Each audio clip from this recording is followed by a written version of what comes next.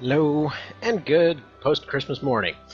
Hopefully everyone had a very nice and decent kind of holiday package chucking day. Man, gotta say it's been pretty nice on this end. Redid the kid's entire playroom. It's pretty darn awesome. This is one that was requested a few times. Requested from different angles actually. So one was just to see a primarily beast-only run. I actually added some art. Well, I guess technically I asked for some advice, and these archers got added in here as a bit of a bonus here. But yeah, so mostly beast-only run and a griffin-only run kind of situation. So I figure whatever, you know, cockatrices were considered an evolution of the griffins in the Ogre battle games, so freaking close enough. Went ahead and gave all of them. Well, I went with 3 different naming schemes for these, so. We basically have all of the popular airplane stuff I could think of for the first 6 Griffins. So we've got Maverick over here, Goose, and Iceman for the first 3 Griffins. Then we've got Walker and Hatch from Warhawk. Then we've got Mobius and Pixie from Ace Combat, because I figured those 2 come up in friggin' memes all the time. It's like, I don't know 90% of the plot of Ace Combat, but I do know those 2, because they just keep coming up all the dang time. I just went for a bunch of cool-sounding nicknames from World War II planes for the cockatrices, because I figured they're going to be friggin' stone-bombing stuff all the time. And then for the archers, I figured, you know what, they're Raven Men, so I went ahead and named them after different ravens from Armored Core. So there we go. Got all the stuffs. Now, you may have noticed they start up at... well, I guess they start up at level 1 now. There was actually a bit of a bug when I first put it in, where they started at level 0, which actually caused some interesting stuff. So if you went in and you started at level 0, you basically didn't even show up on the experience screen. It created a situation where you just sort of came in and it's like, okay, they don't exist apparently, and it got me worried at first, because I thought that actually meant that they, you know, fully didn't exist. But it turns out it's just fine, so it's all good, it's all good. So, let's see, let's sell most of that, sell all but 3 of these pants. There we go, that gives just enough money. You know what, I probably didn't need to sell those stones, but whatever, I'm probably not going to get much of a chance to use them. As far as setup is concerned here, what I'm trying to do is I'm trying to get at least 4 claws. So, equipment-wise, let's see, Maverick, yeah, you're able to get this. And you're able to get this. Now, that's all they can really get. So, without their claw, they're a little bit iffy in terms of their attack. So, either way, when I originally did the test of this, I ran it in a way where they did, you know, start off at level 0 and all that kind of thing. And even at 0, even without a weapon, they were still able to beat this first boss, so it's not the end of the world as far as all that goes. With the archers, I'm going to go 3 bows, 3 crossbows, because I figure, you know, they can fly. We might as well make use of everything they can do. So we'll go ahead and make the... Yep. And we'll just give everyone bucklers. Why not? No reason not to. Actually, given that we have heavy units as the bulk of the team, I might even just go kind of skirmisher builds on everybody. Seems like that might be the way to do it. But one way or another, gonna try to keep everybody as, I guess, spread out as possible in terms of experience and all that. All of these are likely going to be writing the same kind of norms as far as stats go for most of this, so yeah, well, as far as levels go, I should probably say. Any dang ways, so there's all of those. Skill-wise, these guys all start with skills, yes. Okay, so we got 3 bow users. Let's go ahead and speed this up a little bit. I was actually considering just to have some copyright-free version of Danger Zone playing through all of this, but then somebody asked me not to. So then I didn't end up doing that. Anyways, there we go. Crossbows, crossbows, crossbows. Bows, bows, bows. Alright. As far as all these guys go, I don't think there's much they can learn. Yeah, they get, let's see, we get Talon Dive at 2, Poison Breath at 6. Anatomy... We're just short on points. So yeah, the first thing I'm probably going to pick up for everybody is Anatomy. Just because it's kind of a big one. Especially in this one, since we're mostly going to be fighting... people. Having Anatomy on the entire team, pretty darn handy. Did I actually put that skill on? Yes, I did. Okay. Alright, so without any further ado, let's go get this crap going. Also, I love how there's one person that shows up every single time. Who will show up, and they'll be there for like, the little intro bit, and then as soon as I start talking, they leave. I don't know who you are, but just wanted to say hi. But anyway, so there we go. Let's get Shade and Ace back here. We got Viewfighter and Lightning. Yeah, I just went for names that I more or less knew, give or take. Like, so okay, so as far as World War II planes go, like the Viewfighter, if you've ever played War Thunder, it's just I don't really know how much it was used historically. I think it's supposed to be like a bomber hunter kind of thing, but the concept is so stupid because it's both genius and stupid at the same time. Because it's like, let's stick a gazillion guns all along the edge of this wing. So it's like, I think it's like 8 machine guns and 6 cannons plus rockets. It's like, yeah, I think you've got enough on there. Anyway, so we got the Lightning because of course, and then let's see, what else do we have here? Spitfire, because you gotta have the Spitfire. Oh yeah, I forgot Hurricane, didn't I? Well, whatever. Fortress, because just it sounds so cool. Blackbird, which was just... It was on the list. I think this is the one that I originally had called Hurricane. See, this is the third time I'm renaming these. The first time I just gave them random names. The second time I noticed that somebody was going to be pissed off that I misspelled Pixie, so I went ahead and redid that. Because these all have to be put in the first time. You only get one shot at that slot, basically. And then you got Warthog for the last one, since apparently there were multiple versions of the Warthog. But anyway, that's neither here nor there. Moving on. I can't help but notice that the Twitch statistics thing seems all jacked up right now. Like it's telling me this has been running for 9 seconds when it's been running for 9 minutes. If you say so, if you say so. So, because of the fact that everyone can fly, we can just basically ignore most of these fights. Since, for the most part, they should automatically end up getting anatomy up pretty fast as far as things go. It's one of those skills that already went up pretty darn fast. But yeah, we can just basically bum rush the leader in a lot of cases. Like, especially in this case, it just makes sense. So, okay. That's not gonna have enough range. Yeah, just slightly short. That's fine. Just slightly short, that's what people say about me. Har har, I'm short. It's a regular joke. Alright, so, as you may notice, damage off the archer is not super amazing right now. For a number of reasons, but anyway, we're getting pretty darn good damage off these guys, so I'm gonna go ahead and make use of that. I'm probably gonna end up picking up alacrity rings on everybody, since overall I'm not too worried about single hit damage as much as I am about their ability to actually land their hits. The main downfall of these units is definitely their accuracy. Griffins in particular are really fast. Cockatrices are both fast, and they have, they've got some pretty amazing shutdown potential. So yeah, both of those are really good, but it's just, yeah, accuracy is going to be their big downfall. Accuracy and general bulk. So like right there, even with this being the very first fight, they're getting rocked pretty hard as far as damage goes. They kind of need to rely on their TP abilities a whole lot. So that's why this is listed down as a challenge run. Because yeah, it's definitely not going to be one of the easier ones to do.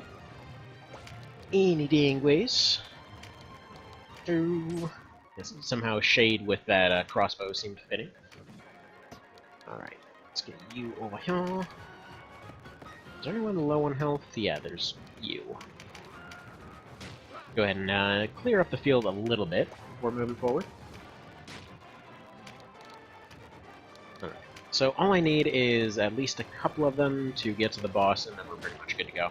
Like, if I have them skip their turns, I'm pretty sure they could do a whole lot better in terms of getting close. But for now, this is fine. Like, yeah, he's doing 80s. That's the thing. The damage they take is going to be significantly higher than everybody else, because that's how they generate TP. They are specifically made with that in mind. So, yeah, if you're wondering why they take so much damage, that is exactly why. Oh man, this one annoying bastard over here, like, oh man, I'm surviving with my 1 health. Bam. Actually, then again, man, there was a pretty awesome moment lately. I've been going through March of the Black Queen again. God, that game is so good. But yeah, been going through March of the Black Queen again. and there's one instance of just like this random paladin that refused to die with 1 health. He ended up taking on 3 squads at once before he finally ended up going down. Dude, why won't you die? You've got no health left. Like, I don't care. I just have to keep going. Can't stop. But anyway. So yeah, accuracy is definitely going to be the big thing. With archers, they have the ability to just use tremendous shot or something like that. So that's not going to be too much of an issue for them. Items are going to be pretty darn limited. Archers actually don't get access to a whole lot of items. I believe they get access to Field Alpha 1, and then that's about it. So that'll give them abilities to get rid of a bunch of debuffs, but it's pretty much going to cap out their healing pretty low. The next patch hasn't come out yet, so healing seeds still do 150 as opposed to 100. That was a planned nerf, as I understand. So yeah, that's there. You know, look at it how you will. So yeah, healing seeds. If you're wondering why exactly they were getting nerfed, it's just they kind of needed it. The thing is, they started completely just like outclassing all other types of healing, just because healing seeds had so much long-term potential. Let's see, do I have... Yeah, no, I already sold those, so of course I don't have any way to evacuate them. Well, that's a shame. Right, unless... No, you need a... Right, you do that. If Maverick there gets a crit, then we don't have to worry about that. That's a shame. Actually, no. The last Griffin should be able to still pull this off. Come on! Save your chicken brethren! Yes! I really expected that 94% to fail. Just because of how often it loves to do that. RNGesus is a bit of a dick. And there we go. They all got stuff. The weird part is, the griffins and stuff, they don't show up on that screen. I don't know why. So if we go over here, yeah, they're all level 1 still. I don't know what that's all about. I think it's because you technically aren't supposed to have them yet or something. I did save and reload, just so you know. I was hoping that was a one-time thing, though. Well, let's keep it going and hope that they actually get levels. Otherwise, we'll figure it out. Whatever. We'll figure that crap out. Let's put... Yeah, Canopus... I can't technically use him. He's not part of the run, just so you know. Let's put... you. There we go. Technically, it doesn't have an item, but whatever, we'll deal. The invisible Donalto cutscene that causes several people to lose their crap. Oh well, he's visible now. Man. People are funny. It doesn't show up in one cutscene. Like, okay. The reason that cracks me up, though, is because there's so many mods out there with so much worse stuff, and they get praised up and down. Anyway. I should probably clarify. In particular, there was one guy that I was talking to. That was an old friend of mine. That he basically saw that thing and just immediately quit. Now, bear in mind, this is the same guy that's what the hell mod was it? There was this mod for Resident Evil from like freaking ages ago. That more or less just rendered a bunch of people completely just unusable. It caused a bunch of enemies to be doing weird poses all over the place. Like, it broke stuff left and right. And they were completely fine with that, but then just like one unit being invisible, one cutscene was like the worst thing in the universe. Oh well, that's life, I suppose. By the way, just so you know, worst case scenario, if if they don't end up gaining levels, I do have codes that I can just slap together real quick to give them levels. So, not the end of the world. We're just going to use whatever the archers end up leveling up to, and then just scale it off that. So I think what I'm going to do is I'm not actually going to have them take any turns at all here. I'm just going to have them rush forward. Oh man, that'd actually be kind of interesting, though, if we do just level 1 bird run. Then it's the proper danger zone run, you know? I think that could work. I'm actually kind of curious how that would work. You know, later on they end up being really plinky against armor. Like, that's one of those things that's going to be very noticeable in this run. Is, oh, whoops. Wrong one! Sorry, chicken. But yeah. The best anti-armor thing that this team has, you've got cockatrices with their stone move, and there's crossbows. Other than that, we don't really have any anti-armor stuff, so we can see how that pans out over time, I suppose. Alright. Oh, he gets shock lanced.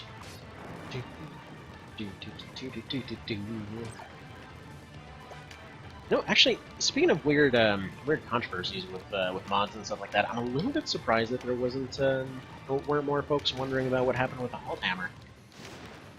It's like of all the changes that the mod did, that was like the only one that I would figure would have actually caused folks to be like, "Oh my god, it wasn't like that in other games." Oh my god, like I would have expected that, and then it didn't come. So I don't know.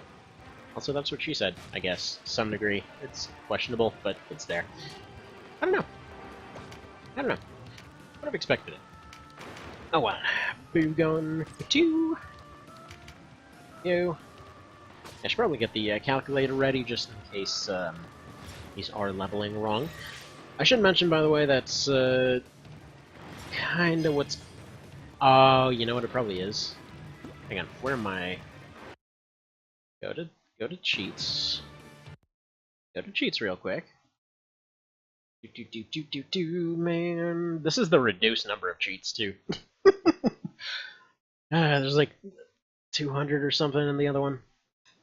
Yeah, so this is the only one that has to remain active. The other ones are fine. I don't know. I don't know what's up with that. I'm sure he probably told me, and then I missed it, and then, you know, the usual kind of stuff. Where I was, like, blatantly told about something and then just completely forgot about it. Could be one of those thingies.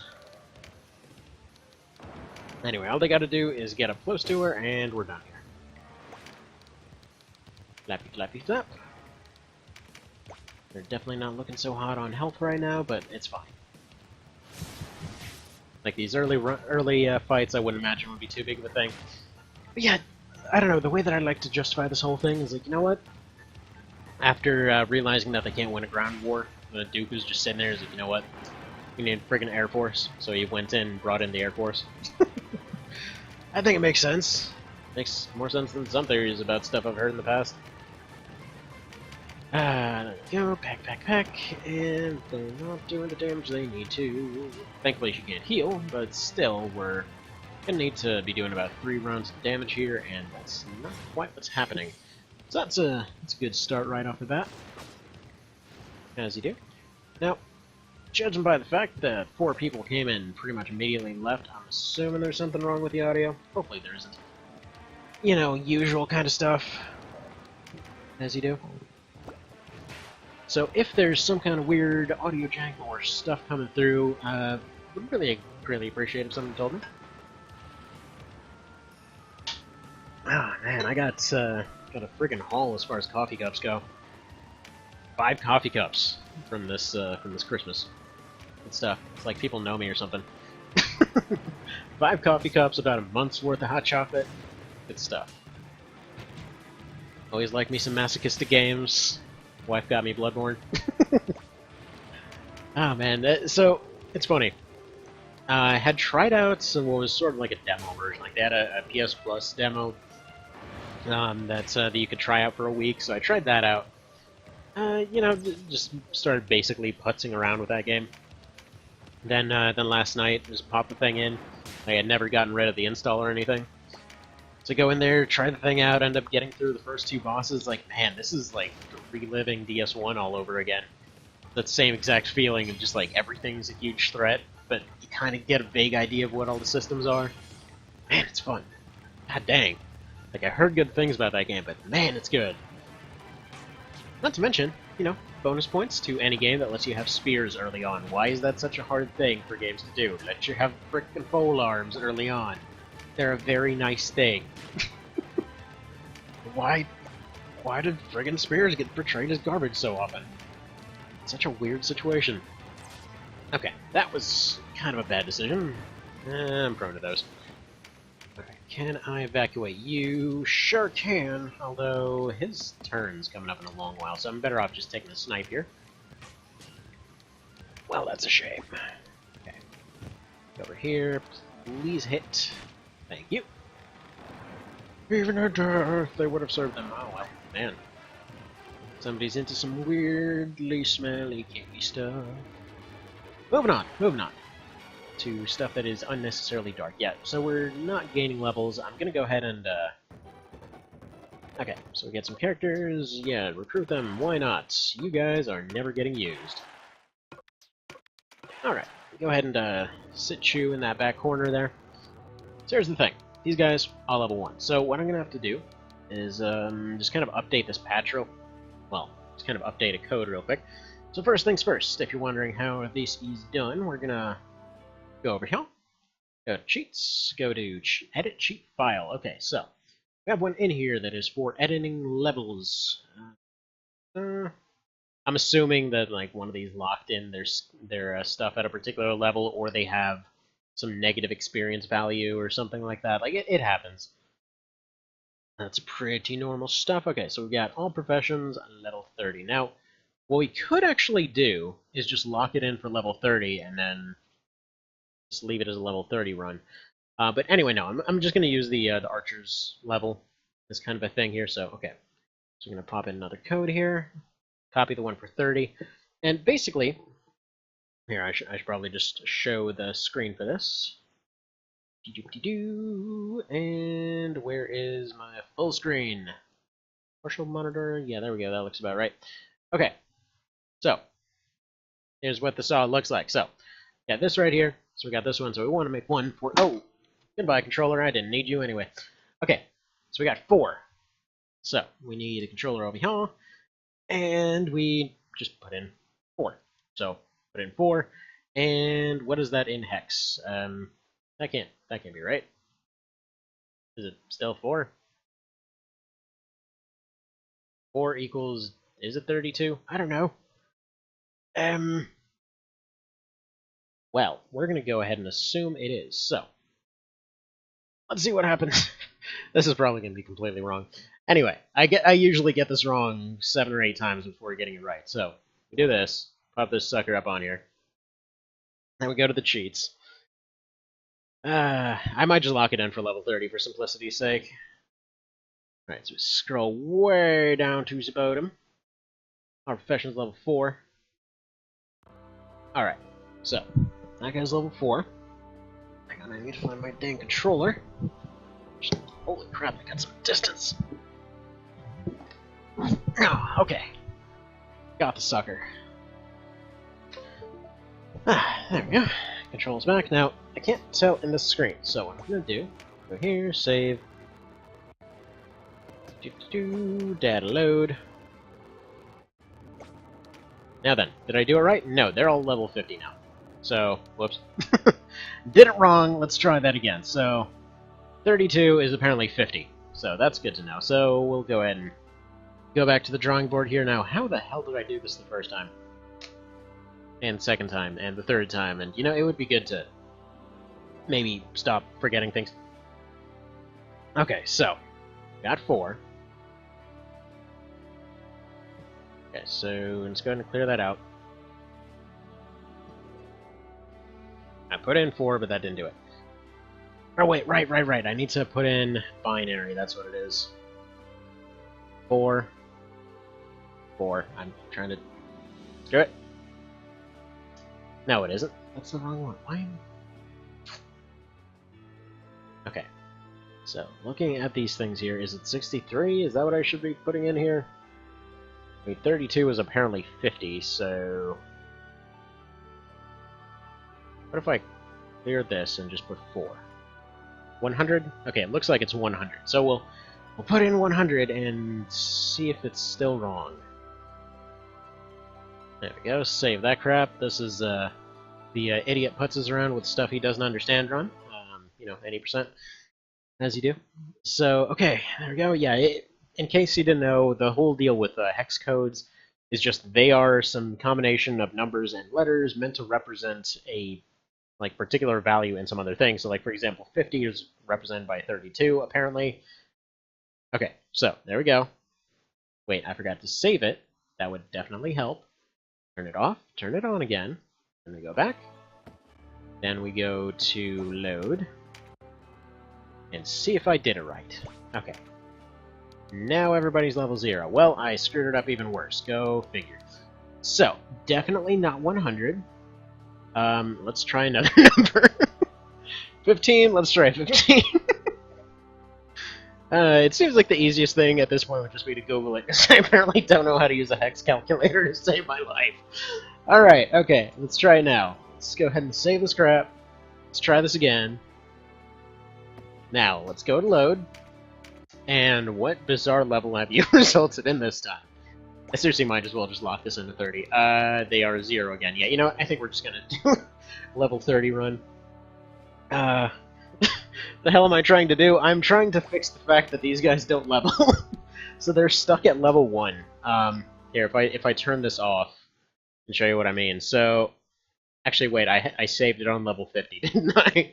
So I was trying to make a code for for level 4, and apparently I'm doing it completely wrong. So yeah, I know the line I'm supposed to edit, but oh yeah, probably if I turned it on that would help, huh? That might do it. Okay, let's try it now. And they're level 21 for some reason. So apparently 15 is 21. Yeah, I have no idea how on earth you put together this entire mod using this system. Okay, Google. I need your help. Friggin', let's see, hex value for 4. What is it? Strategies for dividing multiples of 10 that... No. Ah, dang it. No. Hexadecimal converter. There we go. That's what I need. Decimal value. 4. Okay, convert. It's just 4? Okay. I thought I was doing something wrong. Apparently it's just you put in 4. That time, it was simple. Okay then. Sure. I don't know why 4 gets the easy part of that, but sure. Now then, we should be able to load it. Did I remember to even save it? No, I didn't remember to save it, because I'm a numbnuts. Okay, there we go. Saved it, now we load it. And actually hit load. There we go. Or could you show me the code before you blow up your computer? You know, I guess I could, huh? So, there we go. So, here's the deal. I put in 4. I put in 4 over here. I did the thingy. I did the thingy real good like. Then I went over here. I mean, I think that's the only one I have to edit. Just accidentally change a 1 to a 0 and suddenly the computer self-destructs, you know, as you do. As you do. Okay, there we go. Then we turn that sucker on. We load it. And then we find out I've permanently ruined it or something. I'm assuming they had some negative experience value or something that they were just refusing to level up. Anyway, there we go. They're level 4 now. I did it! I did it, computer geniuses. There we go. Clearly know everything about computers forever now. Yep. Learned all the stuff. Just saw it live. Go all the way down to the dang bottom. This is after purging 2/3 of the list. Okay, there we go. And now we can do Quadriga. You know, Quadriga should be super easy with the setup, too. Alright, so first of all, let's get back to the actual game and stuff, and let's probably turn all of this... Bam. Turn all that off. Some Talon Dive. Hell yeah, just Talon Dive on everyone if I can get it. And I'm actually just gonna do this one, I'm probably just gonna do it non-permadeath, just like let it ride kind of rolls. There we go. Anatomy, Talon Dive. Just because I want to, I kind of want to see what kind of weird shenanigans will come up all the way through to the end of the entire thing. Like lands ending and all that. And yes, I know, I promise that every single time, and then just like, it ends up going permadeath anyway. And it ends up ending, which, by the way, I'm actually considering bringing back the Scrooge run under that same rule set, because it absolutely can make it all the way to that endpoint, and I really want to see it do so. So, you know what? Well, we might, well, want to give that a little bit of a try sometime. Okay, archers, what do you get? Probably tremendous, because your damage needs some tremendousing. Yep. You get nothing, you get tremendous, and then we're good to go. There we go. And we did it. We did it all real good like. So this fight should last about 5 seconds. Go to Kadriga. Okay, we can get even one more dude in here. Let's get more Spitfire in here. Spitfire, Lightning, and all of them. And Birdie's on the left. And get all flappy-like. See, here's the thing. Maverick probably wants to eat him, so... like, yum. I'm gonna friggin' eat that old man. Don't know why, but whatever. See, I was just... It kind of seemed like it was still spreading out the levels as if they were there, but for some reason these guys weren't leveling up like they were some race that didn't exist or some such. It's the only theory I have as to why they wouldn't level, with my very limited and partially retarded technical knowledge. As you do. As you do. Oh, man. 110! Okay, so, Cashwa, nice healing there. Thanks for all of that support. Really appreciating that. It's like, no, they don't need help. They're chickens now. They're all feathery. Why would they need help? Their feathers keep them alive. Realistically, I should be training more of these archers than I am, but that would require being a smart. And I will just shoot my own guys instead, you know, as you do. Okay, everybody's getting the crap beat out of them, but all we need is a couple to get on either side of Nibbit, and then we're basically done here. So, go, flappy flap. As you can see, this should not be too much of a thing. I'm expecting a lot of fights to go this way, by the way. Oh, poison, that's what was causing them to act weird. You got a Maverick! There we go. Go buzz the tower, as it were. And sucks to be you, old man. You're gonna eat my chickens. Being all chicken chow over here. There we are. Yeah, go ahead and heal the enemy there, lady. Appreciate it. Let's see, so you turned on the character code, did a save load, completed some battle, and then the Griffin class didn't level. Yeah, that was the weird part of it. So, I did the whole save load thing, did so right at the very start, redid it again after the first fight, just to be sure. The second fight, same thing happened. So at first I figured it was because they were level 0 when they first came in. So I figured, you know, they were, they probably just had some ridiculously negative value or something, and then at one they reset or something. But it turns out now that wasn't quite the case. Okay, so... let's go... you can probably just sit there because I can't really have them do very much. I need those first ones attacking and then moving. There we go. The nice thing is, beast units in general seem to have an unusually high crit rate, so, you know, very useful for knocking stuff down. And/or they might have an 8 bash. I don't think they do, but it's always a possibility. Just bite this friggin' ghost. That's how ghosts work. If you bite them, they can't not be bitten. Right, let's go ahead and do a Talon Dive and move out of the way. You should... oh, no, wait. That's Goose that has the other Talon Dive. There we go. And one more birdie, and we should be done here. This is kind of the bird percent speed run. Okay, Spitfire is apparently not super big on the old damage dealing.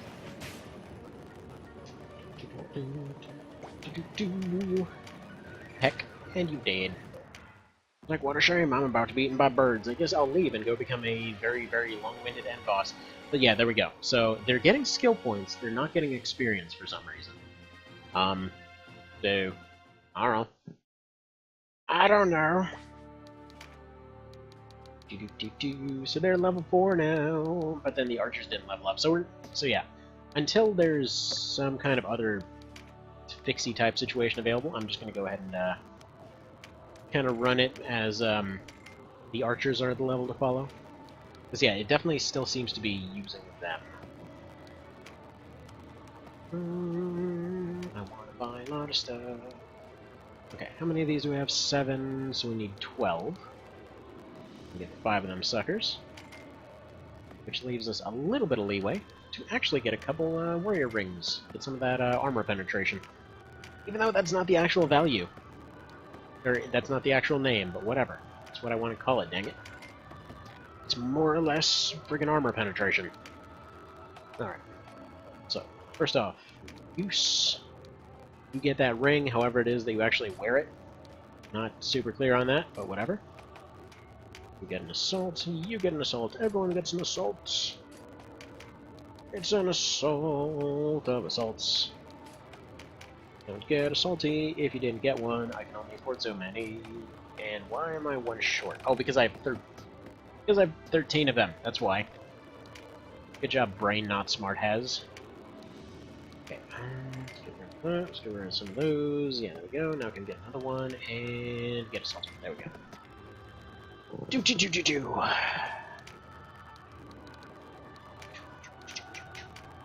Oh, salt. Cool beans. Moving on. We're not called man, but politics, though. And then we go to Goldborza. Hello, Goldborza. Let's replace these with other similar models. Okay. Replace you with you, replace you with you. Just rotate out our light ranks, as it were. Except for Maverick, because he's just too awesome. He's too awesome to leave.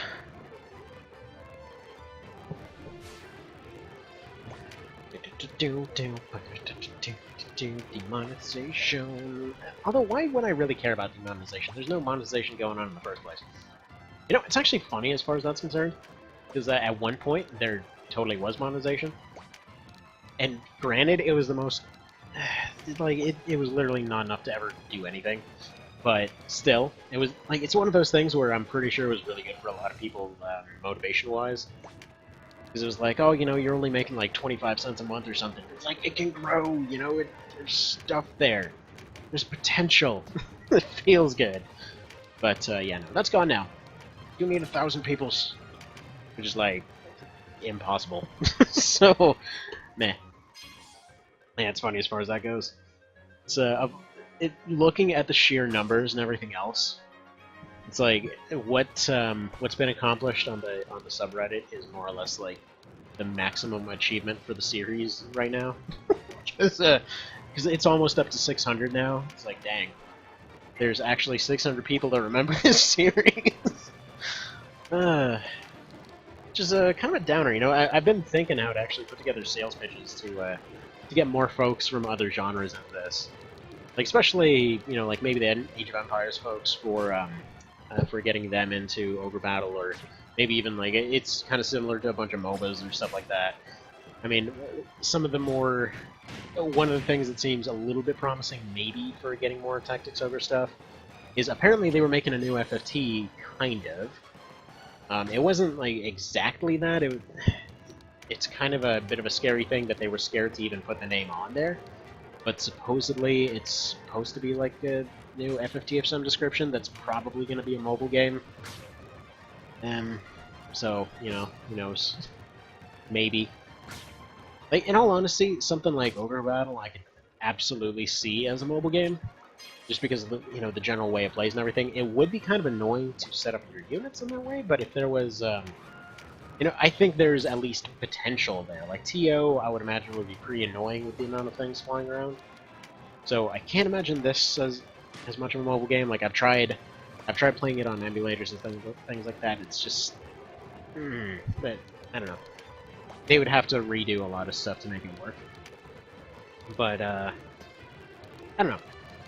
OB, you know, it definitely feels like it could be. It's not out of the realm of... It's not, like, completely crazy. It's not like it would completely break everything, is what I'm trying to say here. Just because there's a lot of genres that would just completely break in half if you try to make them into a phone game. Which, obviously, it's a little bit of a lucrative thing at this point, so it's going to be what people are going to be going for. But okay, moving on, huh? Plunk, plunk, plunk with all the Meteor Strix. And yes, by the way, Mr. Vale, I know. I said I would name some of them after a certain thing, and it just occurred to me that I went for a bunch of frickin' planes and didn't do that. But, on the plus side, I don't know, maybe maybe there's a way to work in more of them. maybe we can pop in another couple griffins. It just was basically listening to Danger Zone while going and like setting up for this run. I'm like, yeah, I really want to really want to put together the Danger Zone run, as it were. I'm gonna feel bad for that now. Dang it. Would have been a perfect reference for that middle stock. Because yeah, I was wondering what to do with those middle ones for a while, and just ultimately went for a bunch of World War II planes. And I don't know how that slipped my mind. It's like you have a rich pile of names right here for this exact purpose. Nah, I could go for this other thing. Ah, well, my brain don't work so good. Although, yeah, I was mentioning earlier, it's weird. Yesterday, just like the impossible happened, for 4 hours of uninterrupted sleep. Like, that was, I guess, kind of our Christmas gift to ourselves. It was just like, actually getting a chance to take a nap during the day for 4 straight hours. This never happens. It's such a weird feeling. There's actual consciousness going on that never occurs. How does that even work? How do you even process that kind of information? Who knows? That's how. Who knows? Okay, so that healer has got to get nommed on. You go ahead, you eat Miss Eleanor over here. Go on num-num-nums on her face. Pixie is still over here doing nothing. You can go here. Peck on Mr. Brezen a little bit. Go peck him in the Brezens.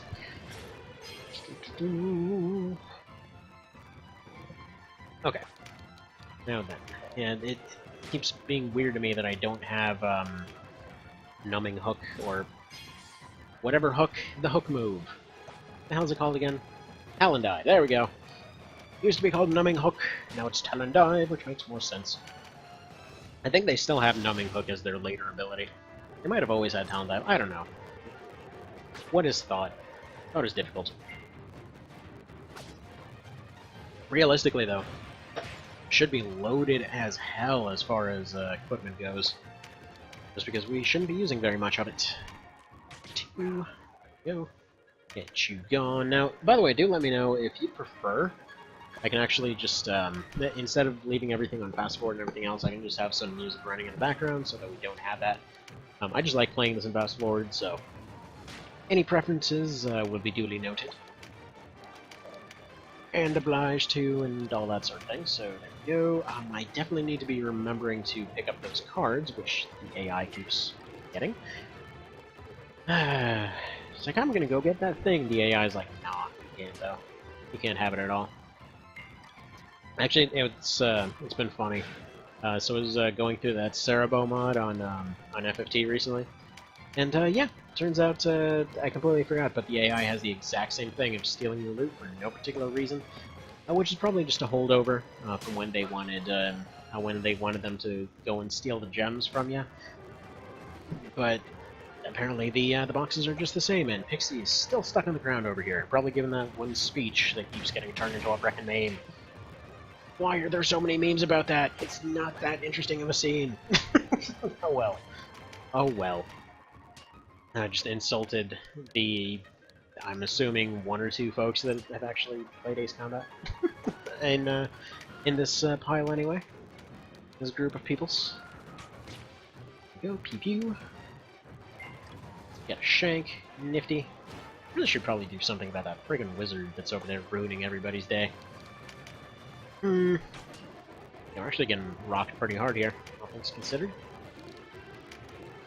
Come on, Brezen. Go ahead and die.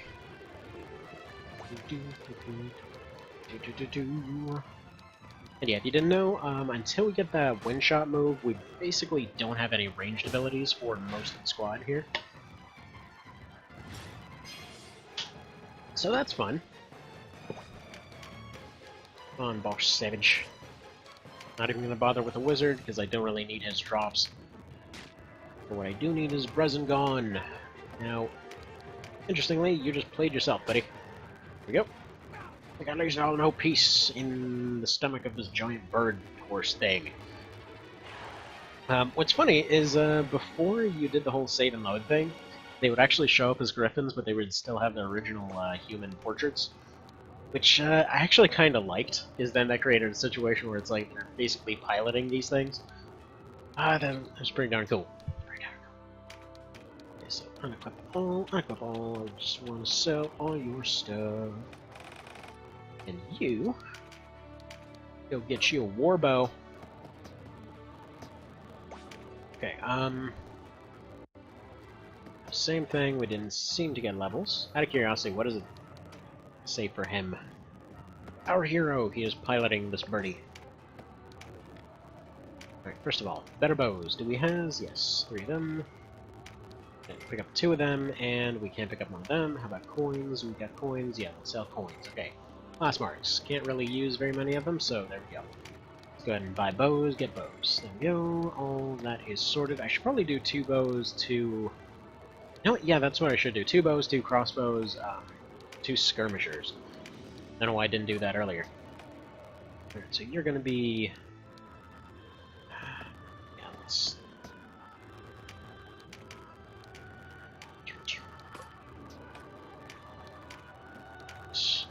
Crossbow and... Learn sidearms. There we go. I'm actually going to leave bows on them because they can get a little bit of experience from just seeing them used. No, we haven't used them at all.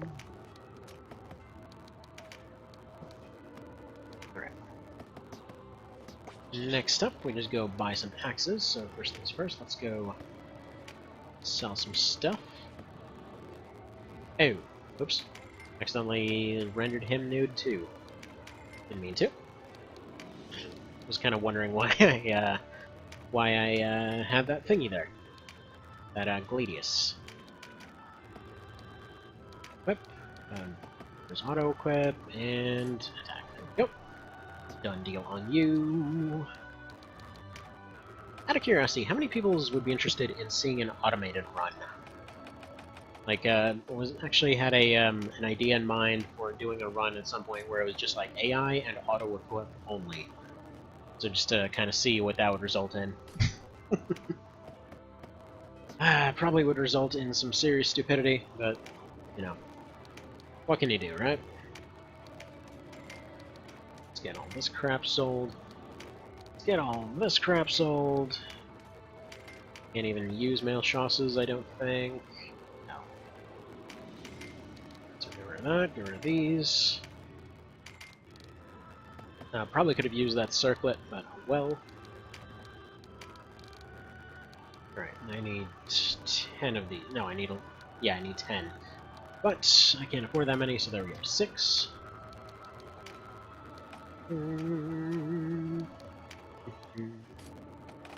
First 3 on here, first 3 on here. Then I think once we're fully going, I'm gonna get the Tomahawk guys in for this one. I think once we're fully rolling here, it'll be a bit more reasonable. Stick them here. Let's stick our top 3 chickens back here. Let's replace you with these ones, and we're good to go. Go save Sistina. Now we've got more important stuff to do, dude. There's no time for this. We can't use her anyway. Flap on forward, flap on forward. This is gonna start to get a little bit difficult here, because we actually can't go and bum rush the leader. But it's fine. There are options, and we'll explore those options as time permits. Namely, as far as those options go, they involve, well, eating everybody that isn't the leader. So that's what we're gonna do. Hopefully, she's gonna stay alive, just because you know, a little bit of extra added help. And yeah, I completely stand by the fact that I've seen this come up several times. I know I mention it a lot, but whenever folks say like, "Oh yeah, it must be the mod's fault that she's getting killed off super easily in this fight," no, she gets killed off way easier in the original. Just so you know. Yes, I'm gonna be that guy that repeats everything ad nauseum until folks stop mentioning it. It's like, I swear, in all kinds of different forums, it's just like it keeps coming up. Like, why makes Sistina so easy to die all the time? She was always super easy to die. That's what she does best. That's why I keep her around as a joke for every run that I do of all kinds of different stuff. Like when I was doing that RuneScape Iron Man run, like the original single life thing that I never actually ended up finishing. That's why I made the character after her. That's why when doing the Monster Hunter a thing that ended up kind of running into that whole content ID thing that I'm just going to go ahead and leave behind at this point. Same situation there. Made the character look like her because that's what she does best. She gets eaten by dragons. That's her thing. That is her entire personality arc because she unfortunately does not get fleshed out very much in the story. It's supposed to be the kind of idealistic one, you know, the kind of the kid exposed to war who kind of adapted but also doesn't like it kind of situation. Yeah. They don't actually get very many cutscenes to show that off. You know, I really like the Tomahawks. Like, they're not around for a very long time, but still, I like them real good. But yeah, it looks like she's going to survive. We're in close enough range where they're going to completely ignore her now because, I guess the nice thing is having griffins all the time will basically draw aggro from almost everything. Just because, yeah, the AI really, really likes when they can go do a ton of damage to something, and that's what these guys specialize in. Go attack you. You have any moves? You have a Talon Dive. And him! Yeah, Reeve right there is actually one of the names I was considering. Well, considering originally before I derped up and completely forgot to name them after a certain thing. If you guys didn't know, turns out there's a surprising amount of books about griffins. But, there's one particular that I was reading not that long ago. It was all pretty darn nifty-like, and I liked it. So, I was basically gonna go ahead and name a bunch of them after that. And then, like I said, just completely derped it up because my brain don't work so good. And she did. Well, whoops. The front is on your hands. Well, life is no longer in yours. That's a shame. Oh, well. Yeah, I've actually mentioned several times, like, as far as headcanon goes, funny part is, like, you know how there's always a tendency in all of these games to, like, immediately start pairing off characters because you're basically staring at a board all the time? You kind of gotta assume at some point somebody's getting up to some funny business. But, yeah, no, as far as different pairings and all that are concerned, always, like, the one that's kind of implied is supposed to be, like, Denim and Olivia. They're, you know, childhood friends, and they all meet up and everything, and at the very end she's talking to her dad, and the only line given is like, oh yeah, go follow him, you're free from all your duties, just go, you know, go on adventures. And it's implied the him in that case is, you know, Mr. Pants. But, I don't know, I always thought, like, literally almost any of the other ones would have made more sense. Like, if that has to be a thing. Now, the only reason I mention this is, like, okay, like, speaking of common ground between all of them. Okay, so like, if you're going for the Livy route there, right? I mean, she's basically the head of sort of churchly type of thing, he's kind of a king. Realistically, I mean, I guess he's not technically a king, that's bad route, as it were. Realistically speaking, it might be something, you know, that would kind of be good as far as politics are concerned, but if we're talking, like, personal kind of stuff, I would kind of assume, you know, it would be a strict maybe on that one. Like, it's understandable, but, you know, kind of a maybe, I suppose. Like, their biggest interaction throughout the story is just, like, she found his dad washed up in a ditch, and tried to fix him but couldn't. And then he tries to choke her out, because apparently that's what reasonable people do. And then at that point, she's like, okay, well, check it out, I got a sweet scar from that time I fell down a well, because apparently getting hurt is just what I do. and yeah, at that point they get along, and then she joined. It's, you know, it's kind of the end of that little plot arc. But then if you look at the other ones, like, okay, so you got, like, Saria, for example. Then they're both resistance leaders, they're both, you know, following similar goals and everything else. They've both, you know, been going through all these different wars and everything. Presumably, they've got some common ground as far as that goes, like maybe a bit of a mutual respect kind of thing going on. I guess, if you're going for more of the, you know, subversion route, then, you know, Steno would have made sense there, too. And, then for the other one, you know, like, there's kind of a danger kind of thing going on, where, like, okay, you tried to kill me that one time, so how about, I don't know, other stuff? I'm probably going to scare off literally everybody with this line of thinking. Oh well. Oh well. Random musings on the series. Like, hey, Fire Emblem turned that into basically the entirety of their character development, so what the hell, why not discuss about this, right? Why the hell not? And yeah, I think I mentioned this last time, but one of my favorite things, like, as far as random comics and stuff are concerned, is there was this thing that VG Cats put out a while ago. There was a thing about Awakening in particular, and they're just like looking around, and everybody's making out or naked or something else. I'm like, are you trying to die screwing on a battlefield? And just like one of them's just standing there like, yes. Pretty great, pretty great. Ah, man, that game was so weird. Like, honestly, it's fair to say that once you've gotten to the point where you feel that it's necessary to put in a button that literally just skips the entire turn, because you know that you're not going to be threatened in any way, shape, or form, I think it's safe to say you kind of taken away the strategy from your strategy game. Like, if you didn't know, if you hit the right trigger on FE Awakening, it just skips the entire enemy turn. Like, it doesn't even fast forward through it or anything. It's just like, yep, their turn's over. Nothing happens.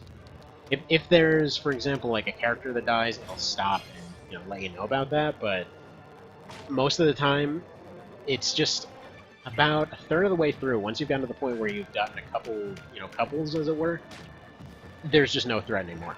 Like, they literally just every single thing that attacks them is just 0% hit, 0% chance to hit, 0% crit. It's like there's just nothing there whatsoever, and then they just one-shot everything that comes their way. It's kind of nuts-like. Okay, so we've got level 5 now, so we can go ahead and cook up a level 5 code. We were fools! We cannot enter a castle with our airplanes? Who would do that? And if you're wondering, that is exactly why the 2 pilots from Warhawk are here, because they do exactly that. If you've never played the original PS1 Warhawk, just do it. It's so good. In fact, it's a little bit bizarre that when they remade the thing or reimagined it, like it's kind of strange that they left that part out, because that was one of the coolest parts of the original. So the long and short of it, as far as that one is concerned, it's like it's a situation where there's just an entire global war kind of thing, and then one guy ends up popping up and winning all of it. Like, if you've played Command & Conquer, it's basically like the whole Zod thing, where it's just he's found some fuel source that somehow makes him able to pump out infinite airplanes forever. And yeah, so you basically run into endlessly respawning airplanes. But it's so friggin' well done. Like, it's bizarrely well done for such a stupid concept. So you recruit a Griffin and a Cockatrice at some point, that should activate the class, and it should start getting XP. Okay. Can do. I will need a Beastmaster for that. Okay, so all professions, level whatever. Now we save it, now we load it, and we turn off the code. Okay. They're now level 5, they have leveled up through the power of technology. But yeah, no, so back to Warhawk there for a second. That's the kind of amazing thing. So they establish very early on, they're like, we tried to just fight this whole thing normally, and basically we've got 1 airplane left. So, yeah, we've got like 2 pilots and like a pile of parts to repair that 1 airplane, that's about it. So like halfway through, they're like, hey, so can we get a little bit of support somewhere? You sent us out on 3 things back to back here with like literally no help whatsoever. They're like, yeah, how many people have you seen coming back? Like, yeah, okay, fair point. Okay, so we can get 1 Beast Tamer. I think I have the 100% recruit code. So yeah, everyone's gonna have levels. I'm gonna allow a Beast Tamer for this 1 fight. Actually, not this fight, it's gonna be the one after this. Skills... I think I'm gonna allow him for this one, just because I need to be able to get tame, which should be possible. I don't know. We'll figure it out. First things first, Bordeaux. Let's get some of you bow users in here, and then probably one of the crossbows. There we go. Stick that crossbow over here. Get backup chickens on this one. And replace these ones with the Warhawk chickens. There we go. Anyway, so going on with that story there. So yeah, by the end of the story, it's just like gone completely off the rails. So you're pretty much flying through a castle completely covered in traps and everything else with your sort of VTOL airplane type thing. Like literal, just like lava plumes shooting out on the walls and stuff. It's amazing. The most metal castle I've ever seen. And then at the very end, you're just like basically fighting a tower in a friggin' thunderstorm. Like it's just a literal friggin' evil fantasy tower in a lightning storm. And then good way through the fight, just the top of the tower breaks off into a giant flying spider. Again, just to point this out, in a lightning storm. So you're fighting this like giant invincible spider god thing. It's so cool. Just like even if you've never played it, just look up the friggin' last boss of Warhawk. It's amazing. It's the only time I've actually seen in a game where the last boss is literally so unkillable that after unloading your entire arsenal into the thing, you still have to have made it up to that point with all of your lives. So you've got 3 lives through the entire game. You have to have made it with all of them in order to be able to actually get the good ending, which just involves getting a T-shirt. But yeah, because you have to ram your plane into his friggin' mouth after he's stunned 2 times in order to actually beat the guy. Which, yeah, you know, weird ending to a thing. Definitely one of those games that has way more grim endings than good ones. Actually, it's kind of nuts because they literally have a bad ending for every single map in the game. Like, every single little thing, they have all these weirdly detailed scenarios to the point that it made me wonder sometimes whether they actually just wanted to write it as a book or something. Just like, oh yeah, you see the disfigured face of this one guy over here sticking through the windshield as you see the plane slowly sinking into the canyon or something like that was one of them. I was like, man, that is that's grim right there. But to be fair, I think a lot of people saw that one because the canyon zone was friggin' hard. Oh man, that game's so good. Like even if you're not a fan of flight sims or whatever else, it's a very arcadey flight sim. It's really, really good. Really dang good, like. Yeah, we can't really bum rush the leader. We can potentially just fight through this crap here. What I can do, though, is I need to get rid of their archers and their casters. They're the biggest threat right now. Let's go ahead and nom-nom on these douchebags. Nom-nom-nom-nom-nom. Yum. Actually, come to think of it, what I was thinking with that Beastmaster thing, it's not going to work. I think what I want to do is maybe... Yeah, I'm just going to change one of the archers into a Beastmaster and then change him right back after picking up Subdue. Because that's what I need to get, apparently. The reason I was saying that it wouldn't work is because I was thinking about using that on Zerda and Berta, which is just not going to happen. They can't be recruited! So that's nice. Bonk, bonk, bonk.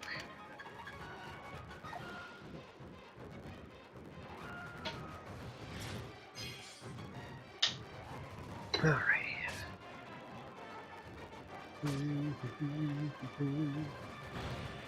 Alright, and our first one goes down, unfortunately. What do we do here?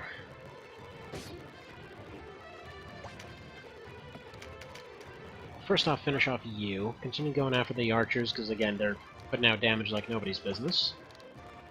The thing about griffins and cockatrices is that they have pretty much no defense. So, like, I mean, obviously they're going to have some defense, but for all intents and purposes, you might as well see it as they have 0 defense whatsoever, because obviously they're just meant to be building up TP, rather than actually defending against things, as opposed to their vanilla counterpart. Yeah. Yeah, the thing is, we're gonna have to break through all of this.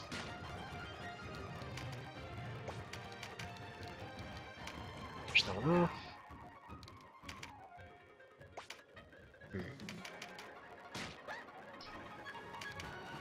Yeah, so the reason that we have to break through all of it is because he's got healing, so we're kind of want to wear down on the attrition here. Or rather, take off some of that attrition damage here. So gonna try to take care of them that way. If you're wondering why warbows are doing more than crossbows at this point, neither one is being fully affected by armor just yet. Once a mail becomes standard, that's when all of that will start being more of a thing. There we go, nom on a witch. Nom nom nom.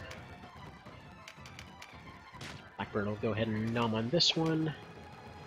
That name thing is going to bug me for a while. Mr. Rakes, if you happen to still be here, would it be possible to get a code with a couple more slots for more griffins? I kind of want to give them the names that I forgot to give them. Worst case scenario, I can always, you know, just off-screen restart this thing. Just rename them. Oh well. So yeah, if you didn't know, all of the cheats are just assigned to a particular slot. So if you end up using that slot, even if you fire that unit, they will still have that slot assigned to them. So yeah, you know, that's a thing. Alright, so looking like we're still gonna win it. We still seem on track to do so.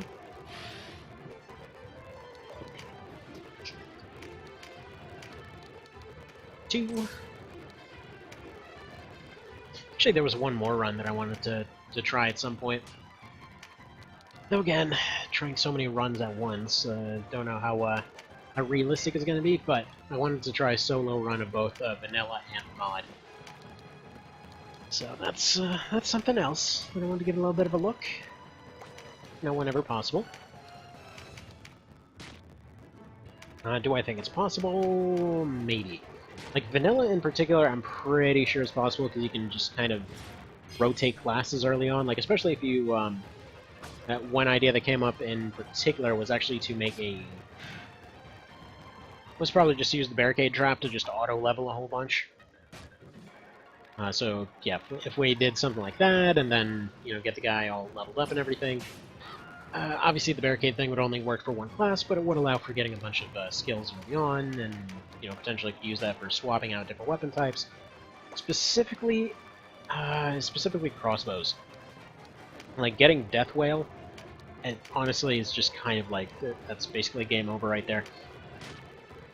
Yeah, if you've never played vanilla, this Death Whale is just another example of they clearly wanted the crossbow to be a friggin' assault rifle. Because your moveset for that thing is just like, your first move, like, okay, you know, you got your crossbow, what kind of stuff it will do? Well, your very first move is a straight-up grenade, as in it will blow up an entire area, an entire 5-tile area, doing a ton of damage, because it scales with TP, so basically the higher your bar goes, the more damage it does, meaning that you can potentially just have a one-shot ability available as your very first move. Your second one is a long-range, but weirdly enough, directionally blocked leg snipe. So not terribly useful, especially considering the first one can just wipe somebody out, so I don't really know why that was there. So yeah, Dullbind is yeah, it's an actual snipe, so like, for example, if there's something in the way, it'll just run into that thing, whereas with your very first one, Brimstone Hail there, that will just completely ignore terrain. Very odd in terms of balance, because that means there's pretty much almost no scenarios in which that one's better. Anyway, so, like, I can think of maybe if you want to get Gatalio or something like that, you know, like, it's one of those kinds of cases. If you didn't know who Gatalio is, he's that Terror Knight that shows up at about twice the level of everybody else in Chaos, or not in Chaos, but in Law. So yeah, if you definitely want to beat the guy, then you have that option. Crap, kinda needed that damage. I'm kind of expecting to see a lot of losses, especially early on, so I'm not sure how we're going to handle that as time goes on, because I don't have any more Griffins. Anyway, you know, we'll see how stuff pans out. I'm definitely going to have to get a lot of, can start using the archers as a bit of a savior, a bit of a rescue team of sorts. Anyway, so, what was I getting out of here? Right, so your second one is that. Your third one, however, is a damage scaling friggin' triple attack, of all things. Like, I have yet to see one time where Death Whale did not insta-kill anything. And I do mean anything. Like, literally just, like, run up to bosses, death whale, end of fight. It's kind of nuts. It's easily one of the more broken moves in the entire game. And then I think... I forget what the last one is. Truth be told, I never remember using that last one. I'd actually have to Google what it does. But, yeah. You know? That's what I was saying. Like, it honestly, doing that kind of run, setting up a barricade trap, using a, like, a bow gun, and then, yeah, that barricade trap, rune fencer, bow gun, and, yeah, just kind of leave that running for a few hours, and that should create a death whale build right off the bat. Probably switch him over to an archer to give him a little bit of extra dex. Probably switch him over to a knight for a little while, who also can use crossbows for some reason. Give him a little bit more vitality, and yeah, at that point, just probably stick to rogue. I'd probably just run all of those classes until rogue happens, and yeah, then just death whale everything. It's like insta snipe every leader. And that's more or less the run, I would figure. But either way, if anyone wants to see a solo run happen, do let me know. Because I'd be interested in doing so. Like, it would be a bit different with the mod, of course. So if we're talking a mod solo run, swapping out between classes wouldn't necessarily be a thing. Just because, you know, you wouldn't really be getting any base stat growth. So it would involve collecting a lot of cards to hopefully get a bit of an advantage. I'd figure it'd be a lot more difficult. So ultimately, if I end up doing that, it'll probably be like vanilla and then the mod, just because one is so drastically easier than the other. But we'll see. See if anyone requests all that kind of thing. All right, so we need more on you. Sparagmos is what I want to get. That's a 10. We're a good ways away from that. Counter hit, yeah. Definitely get that on you. And this run is gonna drive me nuts. I really like having everything uniform between classes. That's why I usually have everyone in groups of 2 or 3. And now everybody's got all their different stuff all over the place. Nah. Okay. Then shot on you. It's everywhere. Why is it everywhere? Crossboats. Yeah, neither one can do that stuff. Let's see, if I swap you over to a Beastmaster real quick, then I'm gonna have to go back and pick up one of those other things. So first off, you learn Subdue. Alright. We're gonna have to go back, and we're gonna have to pick up an item real quick.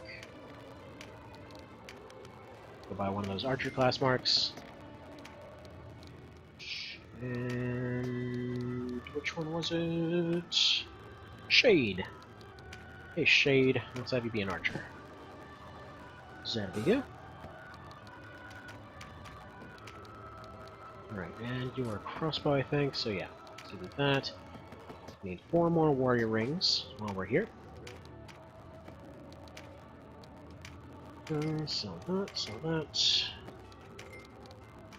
Sell a couple of chausses. Those. And we've got longbows. And arbalests! Dang it, we just got to the point where it seemed like everything was finally upgraded. Fine, we'll upgrade again. And they can't even use them yet. Fantastic. Sure glad I just blew all that cash on that. Sell those, sell these. Should be just shy of what we need for these rings. Yeah.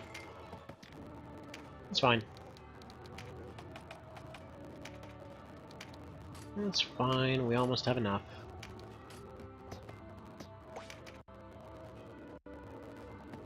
Moving on. Ooh, we even got a random fight. Okay.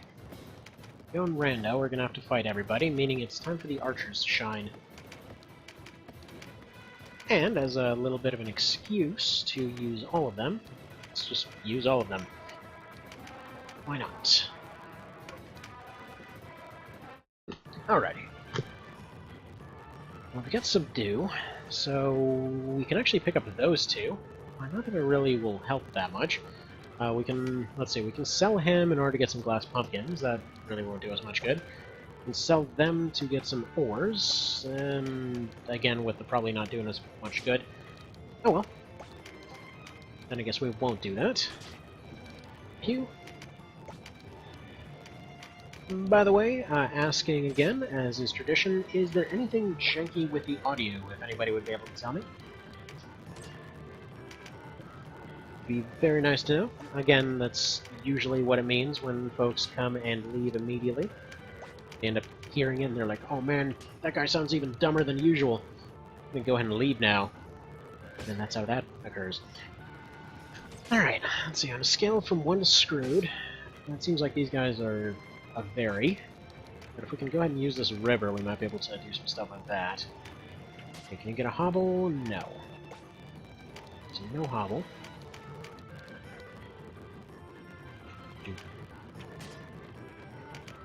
So one almost gone. Snipe? Yes. Thing is, I'm definitely wasting a lot of time by having them fly around like this. Definitely wasting a lot of recovery time. But, it's kind of something I need to do here. Savage. So you snipe with this one. And probably go over here.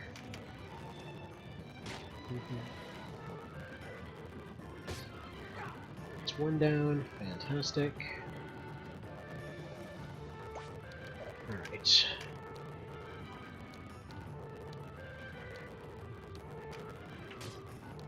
Yeah, so the monster units, if you're wondering why I'm not focusing on them as much, basically they're going to have a lot less in terms of actual moves at this point. The rest of these guys are going to have... Oh crap, no, they do have Aqua Bubble already. Never mind. Never mind. So, yeah, that's going to be a very screwed then. I can keep sniping on you, though. Especially if they keep blocking these 80%, we're just not having a good time. Yeah, as long as we don't attack that octopus, we should be alright. Might be able to one-round him. I think here's where you should be able to snipe from. Perfect. Oh, hang on one moment. Gotta go check on something.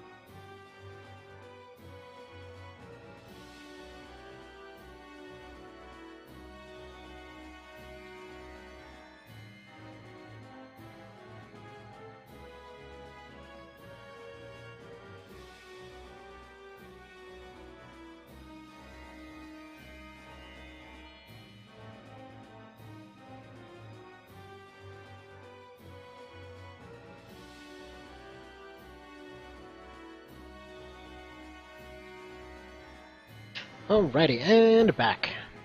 Sorry for the kind of long pause there. Stuff happens, but yeah, so that fight did not go terribly well. Nobody got levels, I assume, either, right? Yeah, okay. That happens, but it's fine. Time for Zademore. So we're still stuck at level 5, unfortunately, but such is life. Now, gonna be allowing retreats for this run, just because it's kind of a weird one, and especially because, well, kind of limited in terms of how many units I have. So, here's what we're gonna do. So, I should probably resort these in terms of who does what. Just keeping track of all of that stuff might be a little bit of a thing. So there we go. First of all, I'm gonna want all my Talon Divers in here. Gonna get all the Cockatrices in here. And again, we should be able to actually get access to the class to let it start leveling normally once we get to once we get access to literally any kind of Griffins or anything else. Since at the moment the only reason that those ones aren't able to level, turns out, are because the class is not technically activated yet, because you're not supposed to have access to them yet.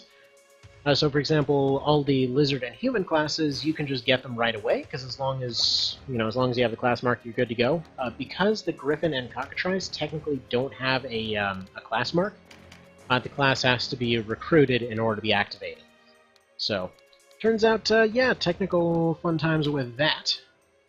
So, first plan is just going to be to bomb rush. Go in there, hopefully try to take out, not exactly take out Gamp, but take out one of his birdies. So once they get close, the idea is just to completely dogpile on both of them from both sides. That should overwhelm any healing they've got going on. And I figure since I've got a whole bunch of Griffins and crap of my own, it should be relatively simple to keep up with all that crap. So, shouldn't have that much of an issue. So yeah, to all of the new folks that just showed up, if you've never played One Vision, the way that Griffins and Cockatrices are redone in this one are that they basically have almost no defense, but they've got significantly higher health, so they're basically all the monster classes are built around using their TP moves endlessly, making them potentially horrifying if they don't get killed off. So yeah, like if you remember in Vanilla, the big scary thing was just like, okay, you attack the thing, it took like 5 damage, and then it was just slowly plodding its way forward for half an hour, until it eventually used the friggin' tail move and whacked somebody down. It's like, okay, that move was scary, but then now we're just killing time here. And it was usually everything but them that's scary. So in the mod, it's more like, they're actually the scary thing. So like, they end up taking a hit, they end up building up a crap ton of TP, they end up using that to go turn the fight around. But yeah, if you're using them, they're actually a really good source of aggro. Since you can potentially just, put them wherever you want damage to go, and the AI will look at it and it'll be like, hey, I want to hurt that thing, it can do lots of damage, and so they will do so, and yeah, fun times will ensue from there. As you do. So, a little bit slower inputs on account of feeding children's, but, such things happen. Usually that just happens in the background. Right, yeah, and my archers are not exactly super great on accuracy just yet, especially the sidearm users. They're going to be a little bit iffy for the time being, but their damage is pretty darn alright. So yeah, sidearms are all throwing weapons, all blow darts, all of that kind of thing. They, instead of using ammo, they now got compiled into one thing. They all get proper kill moves. It's good stuff. So, and hello there, Seraphim. Exactly, it's a Flappy Run. So how you doing, Mr. Vale? Yeah, sorry, I will say sorry, because I mentioned this earlier, and I actually was asking Rakes for maybe a couple more slots to put stuff in, because I was putting all the names in, and I went through the renaming process like 3 times, and then completely blanked on this last one. So I'm like, I can't think of names to put in for all these Griffins. Let me name a bunch of them after World War II planes. So, and then I'm thinking afterwards, it's like going back and revisiting that train of thought. Like, wow, I'm a complete moron. Because I had the perfect names lined up for at least 3 of these, and yeah, didn't end up using them. So, yeah, I had a bit of a numbnuts day. It happens. Anyway, how was Christmas? How was the package chucking day? It was pretty darn sweet over here. We actually managed to sleep. We got sleep for Christmas. It was awesome. Like, it's like where you're conscious and then suddenly you're not conscious for a while, and that's great. 4 hours uninterrupted sleep. I know. Be jealous. Be jealous. Oh. You okay over there, bud? Yeah? You look good?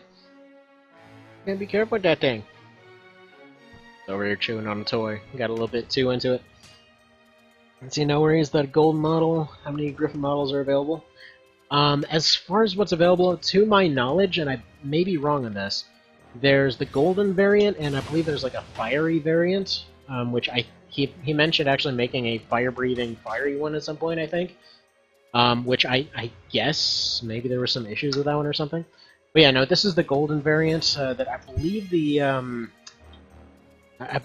temple, the wind temple guardian uses this one with a glow effect. So yeah, I think it's just because up to this point, it's just like the golden leader, whatever it happens to be for that run. Denim has kind of been the norm. So that's I think that's probably why I went for golden on it. But yeah, so far we're actually running into a little bit of a bug because technically speaking, the class isn't activated. So we need to until I get to the point where I can actually activate it. They're getting XP, but it's not being applied. So like it's a thing where I have a code editor in the background to just level them up to whatever level the archers are at. I'm actually really glad that they're part of the run now because I actually have something to compare them to. But yeah, so the run consists of hang on, sorry, little guy over here is being all excited. The run consists of Maverick, the golden golden griffin over here. We got Maverick, Goose, and Iceman as the three main ones. Walker and Hatch as the two backup griffins, and then Mobius 1 and Pixie for the ones after that. Then we got a bunch of World War II planes for the cockatrices, and then we got a bunch of ravens from Armored Corps for all the Raven men. So seemed fitting. They're all archers. I figured that's probably the weakest Hawkman class. I mean, arguably the most utility, but it's one of those cases where they're the physically weakest. All three of these classes, I believe, are the physically weakest of their respective things. Just like in terms of being able to take almost no damage at all. But yeah, so there's that. Let's see, ours was good. Lots of book and art type things. Been playing some Diablo 3. Well, that sounds like fun. So come to think of it, been recommended that several times. Funnily enough, it was actually pretty fun to watch. I had an ex a few years ago that played that. But yeah, it's looked like a pretty dang fun thingy. Does it still have online at this point? Actually, for that matter, I should probably check if it's on PS4. Or if there's crossplay there. I don't know. What system? I should probably ask first, huh? Ah, dang. Dang, what are you doing, little guy? Yeah, funny thing about babies that are a few months old is you start running into some of the weird baby logic for the very first time. Like, there's specifically a phase that I'm sure it has a proper official term and everything, but there's this phase that they all go through, wherein they will just start doing literally everything to the opposite of whatever they actually want. So, for example, they'll want a pacifier, and then they'll just pluck the thing out of their mouth and fling it across the room in the middle of the night, and then just wake up screaming like, "Oh my god, that thing just left me! I totally don't know how it happened." And they'll do this over and over all night. And it's like, dang, why would you do such a thing? Yeah, they'll just keep doing it. Again and again and again and again. Or for example, they'll be eating and their only reaction is I must squirm to get away from my food. So they'll do that. Oh, playing on the PS4? Okay, well, nifty. I'm gonna have to check if that's on the holiday sale. And then I will have to do that thing called having money, and then proceed to do so. Ooh! Blocked phone number! Yeah, you look legit. I'm totally gonna pick you up. Man. Gotta love when, whenever there's telemarketers that keep trying to do that kind of thing. Oh, blocked number, they'll totally pick it up. No, they won't. No, they friggin' won't. Nobody that's under 80 years old is gonna pick up your blocked phone number. Are you kidding me? Actually, so... man. I saw a really good telemarketer not that long ago.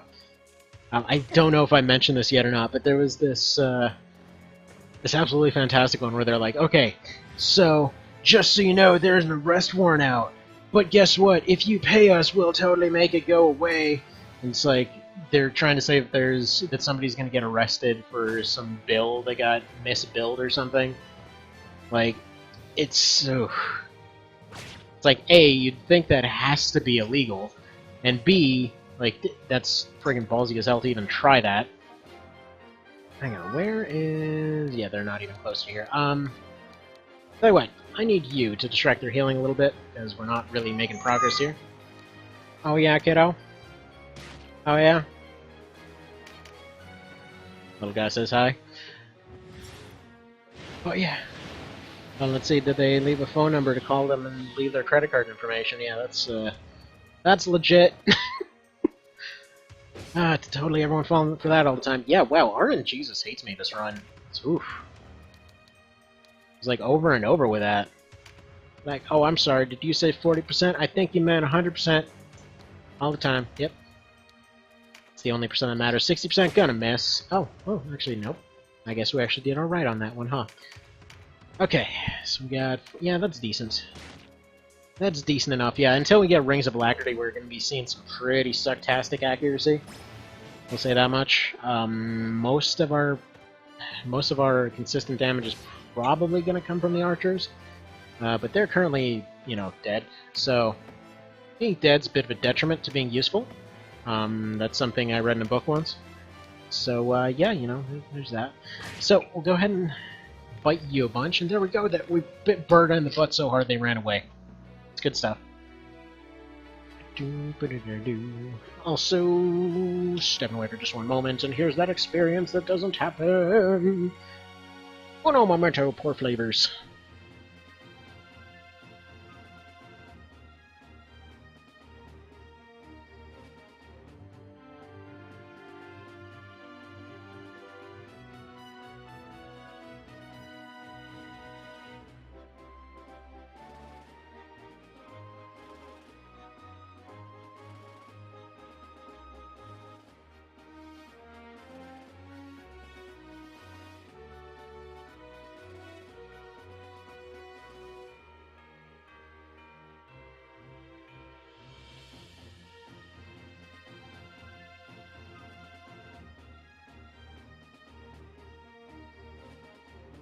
Hello. Okay, I'm back. So I can't help but notice... A, it's apparently stuck in fast forward mode. So that's interesting. Let's fix that. Or I guess that didn't fix it. Okay, so we're stuck in fast forward mode for some reason. Also, apparently I forgot to shut off the code. That's probably why nobody's getting any levels, huh? So we're going to go ahead and pop that crap up to 6. So what's the hexadecimal value of 6? And it looks like it is still 6. Yeah, I don't know why only certain numbers are affected by the thing. So what we're going to do, and just to kind of show what we're doing in the background here. Where is it? Partial monitor, turn that off. Okay, so for the folks that weren't here earlier, here's what's basically going on. So, because of that little situation, now we're going ahead and just kind of adjusting this little code right here for every single time that they need levels, because of the fact that the class isn't properly leveling due to the fact that it's not technically activated. So one of those type of situations. So I go over here, go to cheats, go to thingy, go all the way down, and I guess I don't really need the full monitor anymore, so we pop onto this thing. Oh man, that looks horrible. Hold on, I'm gonna fix it. Bam! That kind of sort of fixed it. There we go. So go all the way down here through this very partially adjusted list. Okay, now we go ahead and save, go ahead and load, and then remember to turn it off like a smart people that knows how to use brain. We go here, load it up, and over here, and now they're level 6. Oh my god, the friggin' miracles. So we go here, and yeah, as soon as I have the option to recruit a griffin, that's when we can actually start using them properly. As we go, hello there, Mr. Cowman. How was your Christmas? All Christmassy like? Let's see, they released the Switch version of Diablo 3 like a month ago. Yeah, that was right alongside that that announcement that kind of got them pretty much kicked in the butt all over the place, right? And they're like, hey, we're gonna take our PC thing that we've only made for PC ever and make it phone exclusive! Yeah! Nothing will go wrong from this. And then stuff went great, and there were no problems for them at all. And nothing to worry about. Everything went perfect, beautiful, you know. No problems at all whatsoever. Okay, apparently Hatch has not survived a single fight somehow. As much as I want to use Anatomy, we're going to get Talon Dive, because I kind of need that single hit potential. There we go, Talon Dive on everyone.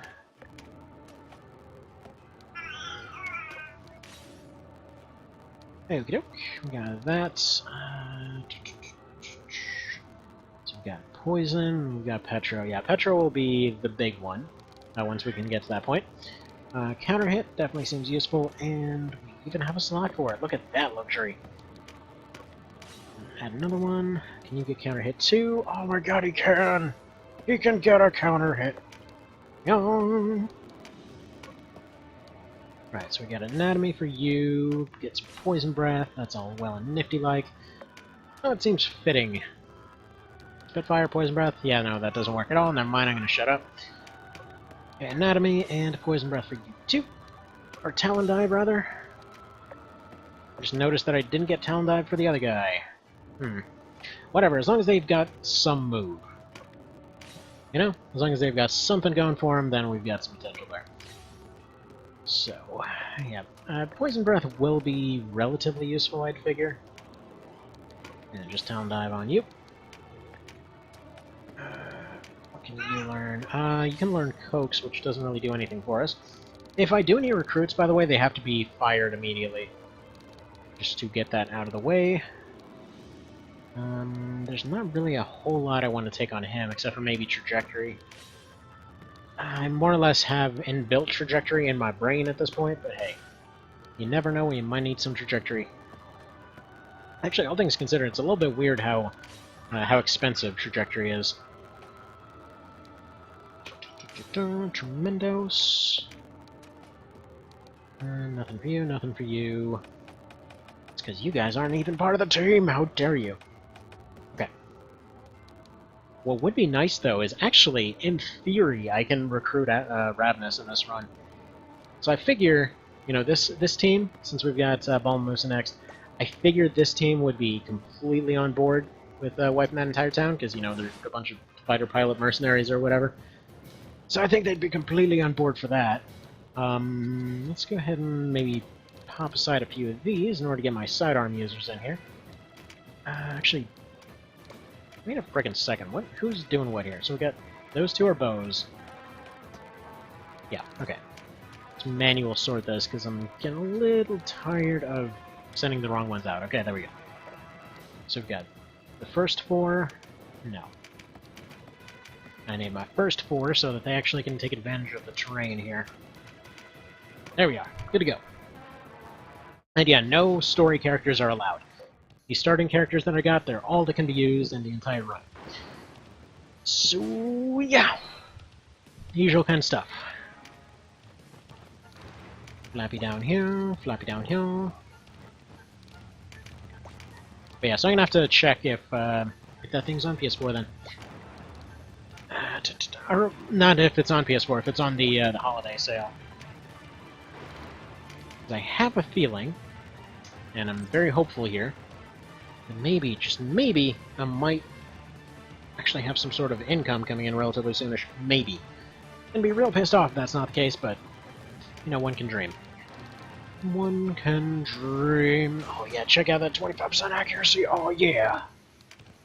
Man, low-level archers in the rain, I'm so glad this is how the game did this.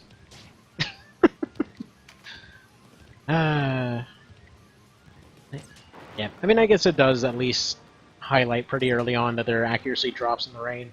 It's just kind of funny because when you have abilities like True Flight in there, like True Flight basically deleted any even slights. True Flight and True Strike actually deleted any semblance of not having accuracy. It's kind of nuts. Like, there were so many moments. One of the things I wanted to discuss in that whole, like, lore thingy that I was planning to do sometime next week or so, probably, was just the fact that there were so many bits and pieces that are all over the game. There were, like, little tidbits of, like, we know what we're doing, we know what we're trying to accomplish, we know what we wanted to fix from the originals, and then it's just, they added a bunch of stuff that made no sense. And just completely ruined it. Like, not to say ruined it. Like, ruined it is not the right way to put it. Because it's not like the game was unplayable, it's not like it was, bad or anything. It's just there was a bunch of stuff that, like, it had so much more potential than than it ended up having. That's probably the best way to put it. And so the true whatever abilities were part of it, because you had a whole lot of limitations in terms of accuracy, which is something that you see played up a lot with the mod. But there were so many cases like, okay, spell strike, fair enough. They needed accuracy, they needed all that. Bows and melee weapons, they needed, like, especially bows, they had way too many bonuses to their accuracy. Like, they already had a move that let them get a guaranteed hit whenever they wanted it, not to mention a guaranteed crit, so there was really no reason for them to have another ability that said, hey, you can just basically hit with 100% accuracy all the time anyway, we're sorry. We're sorry for even suggesting you had a chance to miss anything, which I guess was supposed to be the main thing for justifying deflect as one of your skills. I found myself running that a lot more than parry in the original game. But it's just, I don't know, it was a really weird decision in my opinion, as you do. But alright, who else do we want to pew-pew on here? Probably you. Now we're gonna have a bit of a hard time with the next map, I think. Probably gonna fly immediately all the way to the back row. See what we can accomplish there. Nice. Low percentage is actually landing, what the hell? What's that all about? I don't get lucky. Alright, Goose. Let's see what we can have you do. Not very much there. You can't finish her off. Get Jorb. You did a winning. Okey-doke. And can you finish this one off by any chance? Low odds. How about you go ahead and drop some damage over on this one? But yeah, speaking of PS4 stuff, I was mentioning this earlier, but ended up getting Bloodborne for Christmas, and god dang, it's like playing DS1 all over again. It's fantastic. Such a dang good game. It's like, it's funny because like I was also saying earlier. Let's see, am I still asleep? I'm seeing terror birds. Yeah, no, there's definitely lots of terror birds here. You are definitely seeing it correct. This run is entirely made of your nightmares, Mr. Cow. There are chickens everywhere, and they have come for your beef, I guess. But anyway, so yeah, like a couple months ago, I had played what I'm basically just going to be calling the demo, because yeah, there was a PS Plus thing, and apparently Bloodborne is on PS Plus, and yeah, pretty darn nifty. Had it all downloaded and everything, had all the file ready to go for when the game actually arrived on the, what we're going to go ahead and call the collection shelf. It's more of like a dresser with a pile on it, but whatever. Same difference. I probably should put up a little bit of a shelf. I have a tiny shelf somewhere. I have to say, it's actually kind of nuts how many games we have, considering that neither one of us was particularly, considering the idea up until we just sort of, well, I should say until my wife got it. I was broke as hell, and, just kind of keeping us going. But anyway, so, anyway, so yeah, man, friggin' tastic game, I gotta say. Like I said, same feeling as playing DS1 for the first time. What was I getting at here? Oh yeah, so, yeah, speaking of stuff of nightmares, that definitely takes the cake. A little bit easier than I was expecting it, to be totally honest, although that might just be from years of playing FromSoft games. Like, since I was a friggin' kid. So there's that. It's like from the first, let's see, when I first tried a little bit of it months ago, let's see, had gotten about to that first bridge. Like, I was just putzing around trying to see how different mechanics worked, and I got to about the first bridge. Yesterday sat down and basically blazed through the first couple bosses, found a whole bunch of areas. Just, god dang, the way it all connects is amazing. We weren't kidding. It's so good. So dang good. Anyway. So, you know, just want to say it was nifty. Not like anybody really needs to know that, because, you know, its reputation precedes it and all that, but dang, it's good. See, fates never line up. I have a PS Plus trial right now. Well, there we go. We need to go try some. If you've got your Bloodborns ready to go. Yeah, truth be told, the reason that I actually went to go try the PS Plus demo was to see how well it would stream New Vegas. Which, by the way, I kind of wonder. I know there's literally no reason to do this, but I kind of wonder if it would be able to input and output stream at the same time. Oh, wait. Don't you just hate it when you're in the middle of talking and you just, suddenly a burp happens? God dang, I'm trying to speak. I'm over here trying to friggin' burp up coffee. What's that all about? But yeah, 5 coffee cups and a month's worth of hot chocolate. I think I'm doing all right there. I think everybody kind of knew what I'm about in my family or something. Like I sent a thing to my brother. Like, I think people know me here. There's just like a pile of coffee cups. It's good stuff. Let's see, don't like those wolves on the bridge. They're easier to deal with than I would have thought, but then again, I have a feeling it's just because of the starting weapon thing. Like, I knew very little about the actual game going into it, but what I did know is that the axe turned into a halberd, and like every single friggin' like Souls-like and everything else, it's just I always run halberd on those every single time. It's like always halberd and ranged weapon of some description, and it's basically that. Just got my sweet halberd right off the front.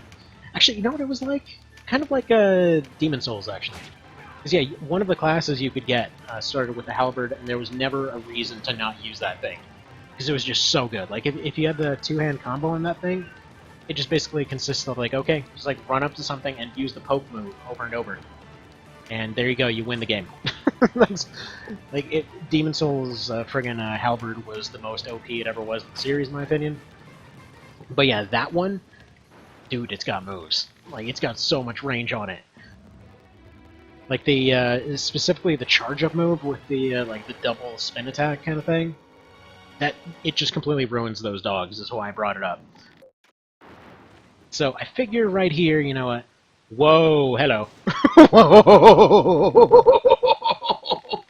Oh, that's pretty awesome. I feared it would come to this. Your Sprite has exploded.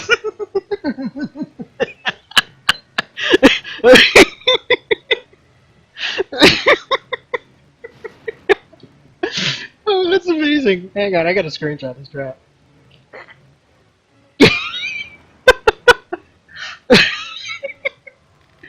Oh, that's beautiful. I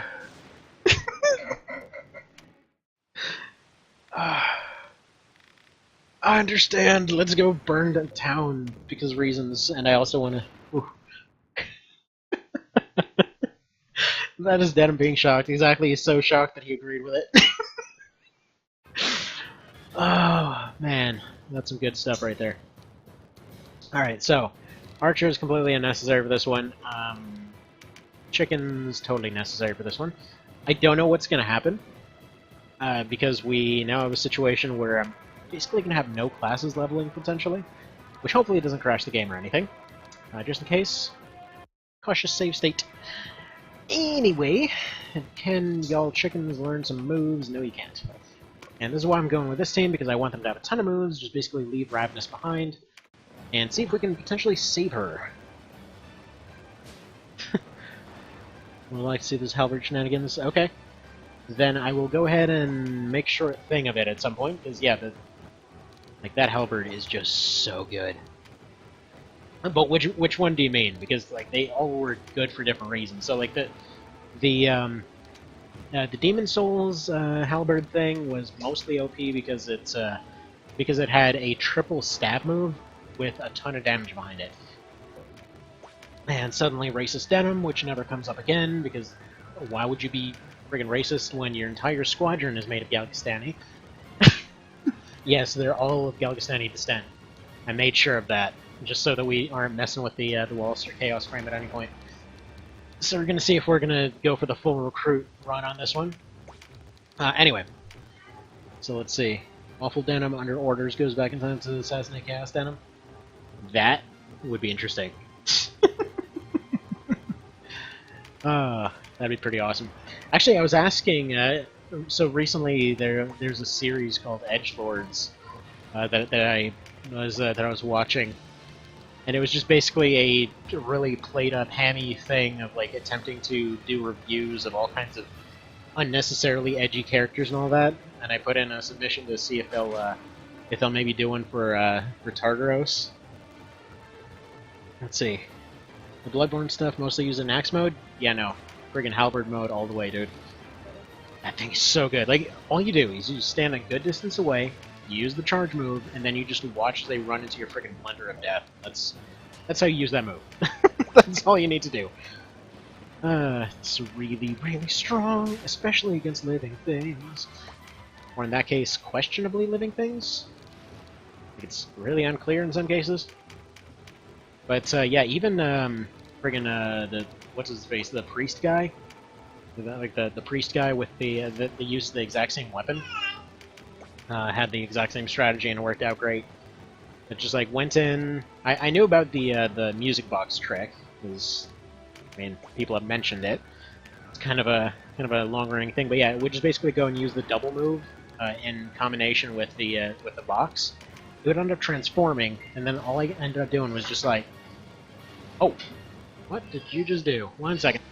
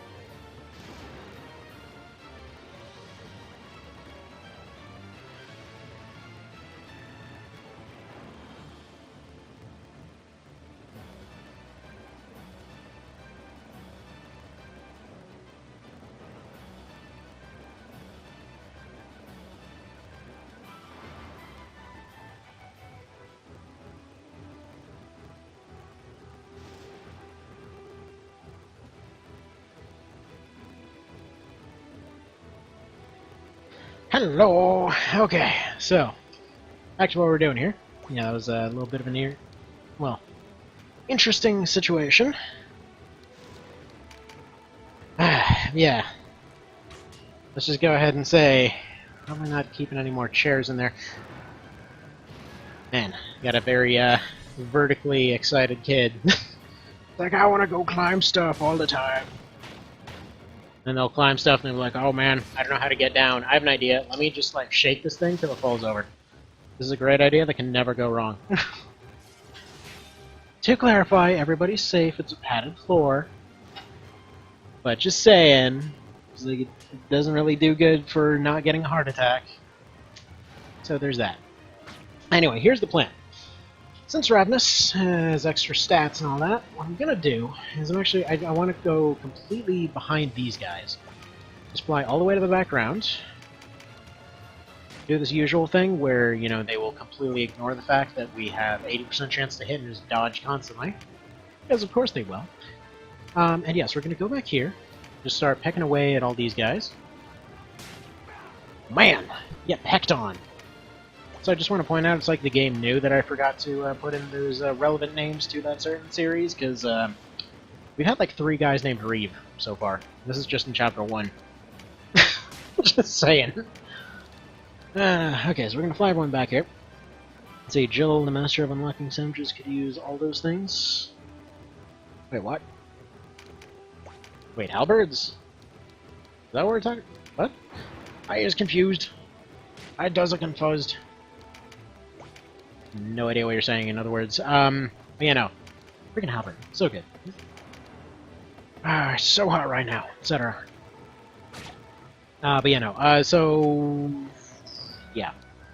Long story short, every Souls game in any iteration has that same quote-unquote spin and win move. That's probably one of the strongest in the series. Like, it's... let's see, in Demon Souls, I want to say it was one of the hammers that did it, and then you had a bit of a slowdown as soon as you were done with it. In DS1, you had that on the Black Knight halberd, as well as a few other of the pole arms, and yeah, it was pretty equally strong in that case too. In DS2, you have the well, you basically have the Mastodon halberd, and well, basically any of the halberds really. They all had that same thing where if you just did the heavy attack, you just basically went and did a spin move, and it was just 3 spins, and it was ridiculous. Like, you could just go like a frickin' top and just completely barrel over stuff. So that one, I would argue, would be the second most overpowered one. DS3 seemed to have a kind of lower key version of that. Yeah, Bloodborne has that. So far as I'm aware, it has just that one. I can't imagine it getting stronger than that one, because, jeez. I mean, you have what is essentially what seems to be the strongest weapon to start off with, on top of the fact you're getting extra damage on top of it, on top of the fact that you're attacking twice and knocking everything over in a huge circle. Like, how are you getting stronger than that? You know? So there's that. But yeah, no. Also, I've been told by several people that the shotgun isn't very good, but I've kind of been enjoying it. Things all nifty-like. Also, yeah, I have very little anti-armor stuff, but Talon Dive will hopefully save us here. If it ever ends up actually proccing that stun chance. You know, as it doesn't want to do, apparently. Alright. Actually, speaking of the Master of Unlocking things, by any chance, have you ever seen, Mr. Cow, have you ever seen a randomizer of the Resident Evil remake? Like, specifically, I think I put up a video in the video section of the AC Discord a while ago. Like, did you ever see that thing? Like, so, to anyone that hasn't seen it, what it consists of, it's just the AC remake, not the AC remake, the RE remake. And yeah, each of the rooms, each of the items, and each of the enemies is randomized, with no actual set amount as to what can be where. It's like, for example, in one of the rooms, they open it up, and there's, like, you know, the itchy tasty room, like where you have the one zombie that's meandering around. You blow it away, and then right afterwards, you read the note. And I call, man, you know, guy was annoying, so I bit off his face, itchy tasty, etc. And so you go in there, and another one pops out behind you. Well, dual tyrants. There were two upgraded version tyrants in that room. To watch through the first one, the second one just like teleports out from inside a closet. It was just, that was pretty great, pretty fantastic. All right, so at this point, I need to start retreating, folks, because we are not holding up too hot, as you can see here. So everybody that can't take a hit, wait a frickin' minute. I just noticed. So I upgraded to 1.74. This is the new version to use. There's no slowdown on the overhead map. They finally fixed it. Dude!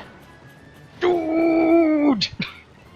I know it's a weird thing to get excited about, but dude! It's usable now! It's usable without breaking the game in half. Let's see, so part of a run where every enemy is replaced with a yawn? Yeah. It's probably that same one. Like, the randomizer's been making the rounds for a couple months now. But man, there are some golden runs out there. Like, the one that I mentioned with the Dual Tyrants in the Itchy Tasty room, that one actually ended up succeeding. There was another one, if you ever watch Carcinogen, he's a speedrunner for the RE community. That guy got almost to the end of it. He got through most of it, and then, yeah, towards the end of the game, there's a room that's filled with, I forget what they're called.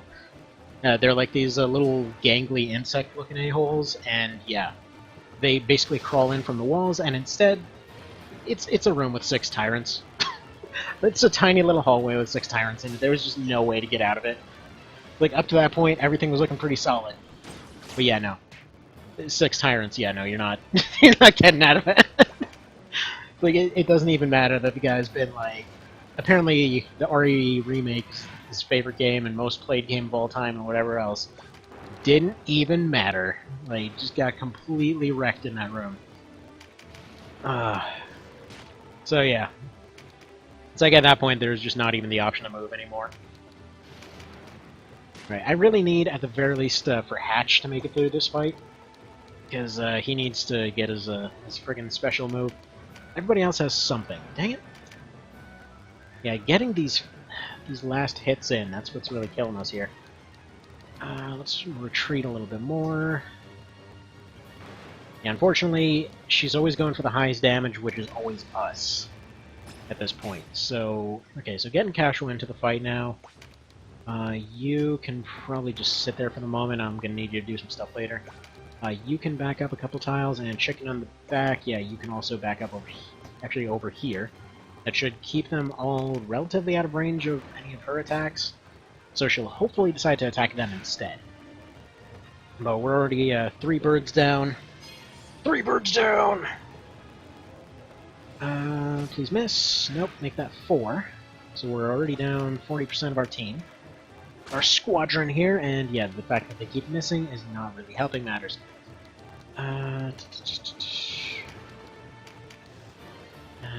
Low percent chance. Yeah, you know what? Just hold up and charge. Nothing could have been done to prevent this. Nothing. Not really. You kind of just sort of ate it. Just in the middle of this entire thing. So no, there really wasn't much that could be done. And that's to be expected through this entire run. We're usually going to have a lot of cases where we either get a blitz win, or we're just going to have trouble here, because this group has no longevity. Like, at all. The best case scenario, they get healing seeds later on. And it's just not going to be enough. So, there's that. Okie doke. Let's go ahead and peck you a bunch. Let's go ahead and keep on trying here. Hopefully Ravenous, again, decides to help us rather than attacking. We've got nothing against you, Ravenous. This is, for whatever dumb reason, the only way to recruit you. Which, again, is one of the things that the mod plans to fix, by the way. It's just... Obviously, it's going to take a little bit more effort than a lot of the other stuff, despite the fact that it's already been a tremendously huge effort. Alright. Yeah, there have been a few folks that came in that were apparently interested in making their own versions of, you know, the mod and everything else. Like, oh, well, just give me those mod tools, I'll make it happen. It's like, yeah, no, there's no mod tools. They've been doing this line by line for years. I mean, good luck to you. Interested to see how it goes. I don't really think it will, though. Not in any negative way, I'm just saying I don't think it's likely. Also, 30% plus 25% proc. Good job, Mr. Guy. That's quite the luck you've got there. Come on, 25%. Dang it. Oh well. Moving on. If Ravenous won't help us, then we'll just go ahead and peck away at everybody. Come on. They're getting all their low percent hits. Can we get some of ours, please? You know, we've only got a couple guys left. Okay, she kinda helped. It was unintentional, but she sorta did. It was worth a try at any rate. Okay. Oh, peck at this guy, please. To the danger zone, Mr. Knight. Yeah, an interesting note, by the way, as far as evolutions of different stuff in the series. Kind of a funny thing, what they did with the Phalanx. Like, so the Hoplite in this. As far as I can understand, the Hoplite, despite all the different things where like Mitsuno tried to basically disown everything he wasn't part of directly, it's an interesting thing that A, a bunch of stuff from Night of Lotus still appears in the game, and B, a bunch of the classes are obviously stuff from other games. Like for example, the Hoplite is basically the Phalanx and Cataphract from OV64. But weirdly enough, they kind of took away their most signature thing for some reason. As in, like, their whole shtick was like, they are a guy with a spear behind a big shield. They're like, no, but spears can't be one-handed, rabble, rabble, rabble, etc. And so instead we have a situation where it's just a guy that can make a force field for some reason and two-hands his spear. So, I mean, okay.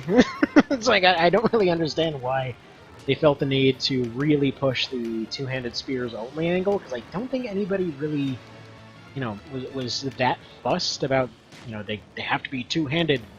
Because honestly, the base game spears, even if you made those just one-handed as they were, they still would fall behind a lot of the other weapons. Like, even with the two-tile range and everything else, it's just, how could they reduce me to this? Because you're an airplane. Shut up and go back to your friggin' hangar. For repairs or whatever else. But yeah, no, it just seemed really strange. So like, what do we want you to do? Yeah, let's go have you go ahead and peck away at this one. I just don't know what Mitsuno has against spears. Like, they gotta be a specific way and nothing else. Like, I would have at some point thought, like, maybe it was an Eastern thing, but that's not even the case there, because there are a lot of cases of, like, spear and shield users, in different depictions from the past and all that, so... Who knows? Who knows? Nothing could have been done to prevent that, no. Okay. Let's have you peck away at this one, and hopefully he'll be done soon. Relief from this burden. How much to rest? Okay. Go take a nap, you're out of fuel, I guess. Dang it, Ravenous! Every part of that is just... I mean, for one thing, you're now currently in our way for finishing off that one guy. For another, you ended up attacking us again. You mean person. Whatever, just get pecked. Just practice anatomy a little bit, I guess. Why not? And negative 10 luck, as if it wasn't bad enough already. There we go. Right, Maverick, by any chance can you make... Ooh, what is it? What's going on over there? One sec.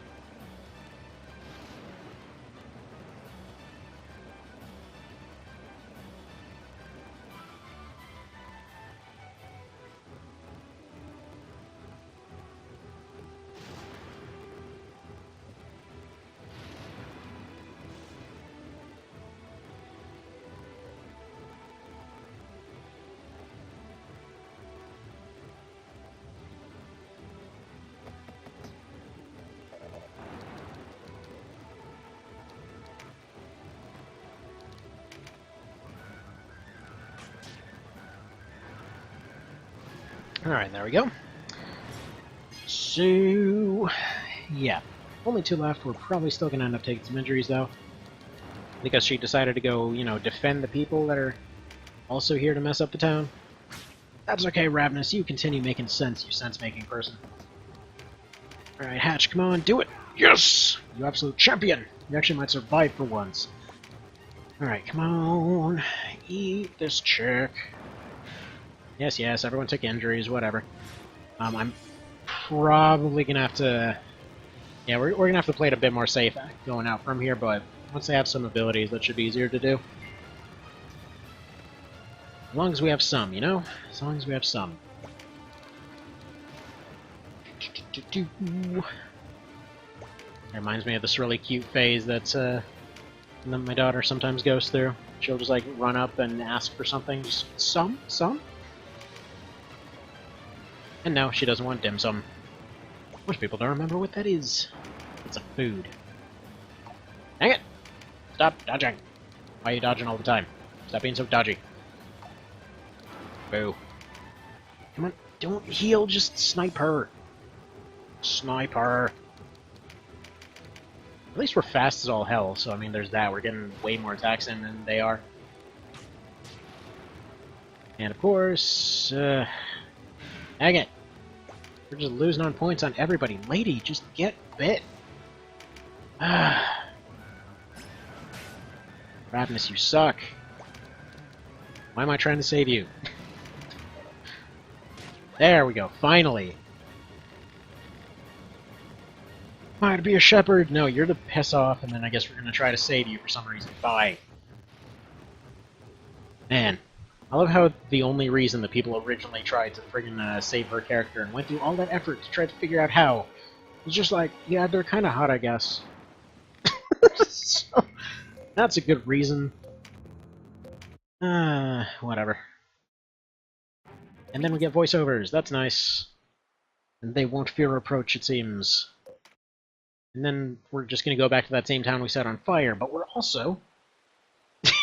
Yes! I love that so much. That's just the best. Just the friggin' best.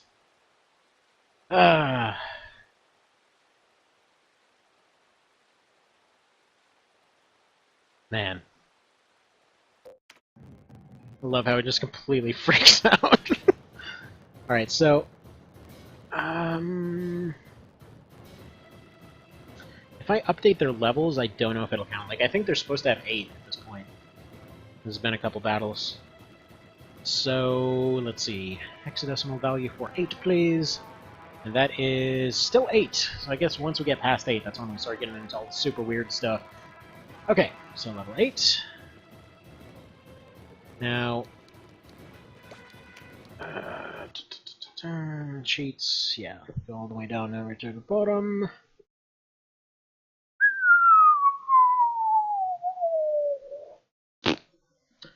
Eventually. We'll get there eventually. I should probably get rid of most of these, because, quite frankly, I won't be using them. There we go. So hopefully, once they spawn into the fight, they'll be all good to go. I probably need to reload it. Do you want to use this battle party? Yes, please. Except maybe I want to get some skills on some of them. Yeah, you can learn some skills. I can almost learn that, and that'd be pretty nifty. I'm probably going to get Augment Air on all these guys. Yeah, you know what? They're probably all okay. Whatever. What I'm going to do, I'm going to save it. I'm going to suspend data real quick, and then... and save it right here. And see if I reload it, if that'll actually cause it to work. Yeah, no, they're still level 6. Well, whatever. We're just gonna have to play this all safe-like. Because this is one of those few cases where levels not mattering as much doesn't apply nearly as much. Because, yeah, the levels will matter a bit more with these types of characters.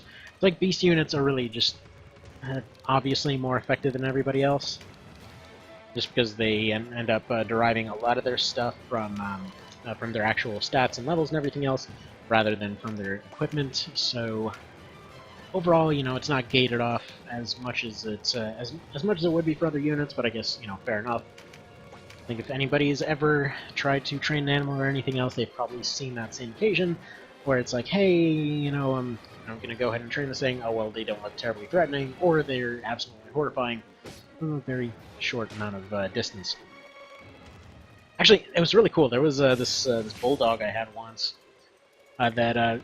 so back when I used to live in New Mexico and all that, I was a lot more into martial arts and all that, and so I would go and I would practice on random things because at the time we had gotten this bizarrely huge house. Like I'm pretty sure it was some friggin' like drug lord's compound at some point, but we're talking about a thing with like a proper wooden gate on there. Like the place was pretty darn big. Like I think it was like 3,400 square feet or some crap. It was weirdly cheap because the price for that thing was less than my current rent, which is for a relatively little apartment. But anyway, so yeah, so it was a pretty big area, and so I would go outside this courtyard area and train every now and then. And it was funny because at some point, the dog decided, hey, that looks pretty fun. I want in on that, and so they would just like sit there and try to dodge stuff. So, like, I was going, just out of curiosity, I'm like, okay, like, what happens if I do all kinds of different kicks or whatever? They're like, yeah, just check it out. I can move out of the way. Just try to hit me or whatever. So I'm like, okay. So it must have looked super weird, but yeah, I was practicing kicks, and the dog was practicing dodges, and god dang, that dog was cool. Yeah, I don't really know what actually eventually happened to them. They just sort of disappeared one day, and nobody would tell me why. No, that does not mean they went and attacked somebody. It was more of like a case of like, I think she... So, my mom that I used to live with at the time was a bit of a nut job, so I'm pretty sure she ended up just giving them away to somebody as a gift or some crap. That sounds like exactly the kind of thing they would do. Like, oh yeah, you got a beloved pet? I'm sorry, I gave them away because I wanted to, be nice to somebody I've never met because they've got more money than you. One of those people. So, yeah. Anyway, poison breath. Goodbye, you. There we go. Moving on. Let's go over here. Another one over there. Okay, whatever. So, yeah, I think we should be alright. As long as we take care of the casters and archers, we should be able to control how much damage they can do. So yeah. Oh, by the way, for anyone interested that's interested in One Vision and all that, I actually have the next few parts of the guide almost ready to go out. I actually had it, like, one of them about 90% of the way finished. I'm just finishing editing pictures and all that for it. So that'll be coming up, let's say, hell, I might be able to get it out today. That's the first part of the finishers. So the finishers are going to be in 2 parts. Then there's another one that was just like frequently asked questions as far as, where different stuff was moved to. Like, for example, the differences when it comes to glass pumpkins and stuff like that, which I think I mentioned in one of the other guides, but just like differences in recruiting, known bugs, all that kind of thing. So I'll be, I'll be doing those as soon as possible. It's just kind of like interspersed between different work things I'm trying to do. The interesting part of doing like 12 jobs at once. So, you do what you do. Yeah, internet freelancing is weird, man. It's like, it's just basically, you just put a bunch of articles all over the place, like, I will do any crap you need for money, please pay me. And so then, you hope somebody actually responds to that. Actually, one of the weirder ones I've seen is some guy from, there was a guy from another country that's like, hey, can you go make an account on this thing? And I'll pay you regularly for it. I'm like, yeah, I'm pretty sure there's no part of that thing you just said that's legit, so no. And yeah, they were very insistent. Like, I'm kind of surprised. Like, supposedly it's because they're, their respective country that I don't exactly want to say, like, had some sort of ban on working from certain places or something, which I could kind of understand, but still at the same time, it's like I'm not really worried. I'm not exactly keen on potentially getting in trouble for, you getting an income. So, no thanks. But anyway, that's neither here nor there. Do you want to go peck at this guy, please? Thank you. Go ahead to assault. Go peck him in the face. Yeah, as you can see, armored units definitely starting to become a problem now. That's when we're going to need Stone Breath. So as soon as I can get that on Trices, that'll make this a lot easier. Stone Breath, especially Stone Circle. Stone Circle, that's going to be the one that really makes the difference. So that's actually their move from OB64, and it's about as devastating. So if you've never played OB64, you may know these guys as Death Chickens. In that, yeah, as far as I'm aware, the first time that you can actually encounter them, there's the very distinct possibility that you may end up losing multiple squads to 2 chickens. They have one squad that just sort of shows up out of nowhere. Like with most of the maps, they usually have a difficult direct route and a slightly easier roundabout route, and sometimes they have other ones, and sometimes they toss up like little changes, like, you know, all of a sudden this one route over here had its bridge blown up and you can't make it through there anymore. You know, now you've got all your guys in bad positions. So they toss it up every now and then, but yeah, for that one, they tossed a double cockatrice and a dragon tamer squad, just kind of hiding in the woods. So like, yeah, you know, we know you're gonna go this route, we know you're gonna be sneaky, and then you get there, and then they pop out, and then there's, as far as I can tell, by that point, one item that can potentially resist Petrify for one guy. They can hit most of a squad, so you have your 5 team members. They will usually hit like 2 to 5 members of your squad, depending on how you have them set up. For a fairly chunky amount of damage, and B, for Petrify at 50%. That Petrify, it doesn't just wear off. Like in this one, it wears off. You know, they're disabled for a few turns, and then they're just right back to business. In that one, they're just dead now. Like, you actually have to go and bring them to a revival place or spend $500 for a rock to de-petrify them. But yeah, they're just dead. Like, if they end the fight that way, they properly die. So de-petrification is slightly cheaper than straight up revival, but it's for all intents and purposes a complete insta-kill move. Like, dude, I have not seen anything so friggin' overpowered in the entire series. So yeah, I wasn't exactly expecting that one, especially since OB64 has been pretty kind so far, all things considered. Like, especially considering some of the weird tricks, like they tried, like comparing with let's say OB Hardtype, or where they took March of the Black Queen and they changed up some stuff to make it more difficult. Basically, like, what they did in that case was like, okay, you've got a bunch of Griffins, and we just moved them to the back row. Suddenly they're getting, you know, a bunch of AoE abilities and stuff like that. And even then, like, it's survivable. You end up taking significantly more damage in general, but it's survivable. AoE 50% insta-death, not so much. Yeah. Really, really surprised by that one. But, yeah, actually I've seen, it actually came up again, but at that point I already knew how to deal with it. Like, for example, if you basically bait them out to get chased by somebody, and then you more or less attack them with a strong squad from the back, they can't really do anything up close. You specifically need a lot of range to be able to function. But either way, very interesting moment of that run, I gotta say. So who knows, maybe there'll be more surprises down the road. I know one thing that I was mildly spoiled on for that run was the fact that apparently the very final map might potentially have infinite enemies. So I've been told that, yeah, all the attrition stuff has worked up to this point, but by the end there's apparently going to be, you know, that just won't be a viable option anymore, which I'm assuming either means constant regeneration or infinite enemies. So we'll see. We'll see how that goes. Oh, and another cool thing is, if you've been looking at the Cerebro run so far, apparently there's a bunch of really cool stuff coming up on that one too. So lots of goodies to come. There we go. We didn't even take any losses this one. Friggin' Griffin Air Force coming in. Friggin' Duke's gonna feel bad for this one. Like, yeah, you know, we friggin' supported you. Ended up losing us the entire war, but it's fine. We can just fly away, you douchebag. You can't.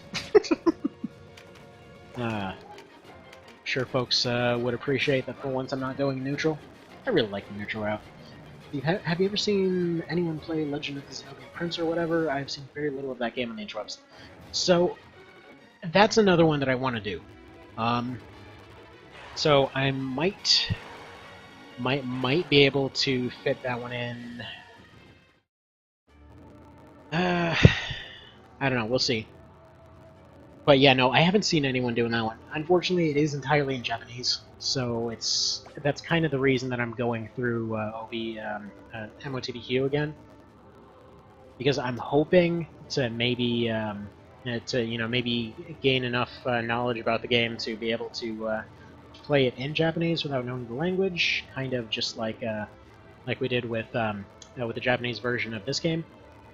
So, also I'm gonna up these guys to level 10 now, since honestly I just feel like I'm gonna be lazy for updating it for the next one. So there we go. So whatever, they're just jumping to level 10 now. It's about right. It's about right. But yeah, so yeah, Prince of Zenobia is definitely one of those ones that would be interesting to see.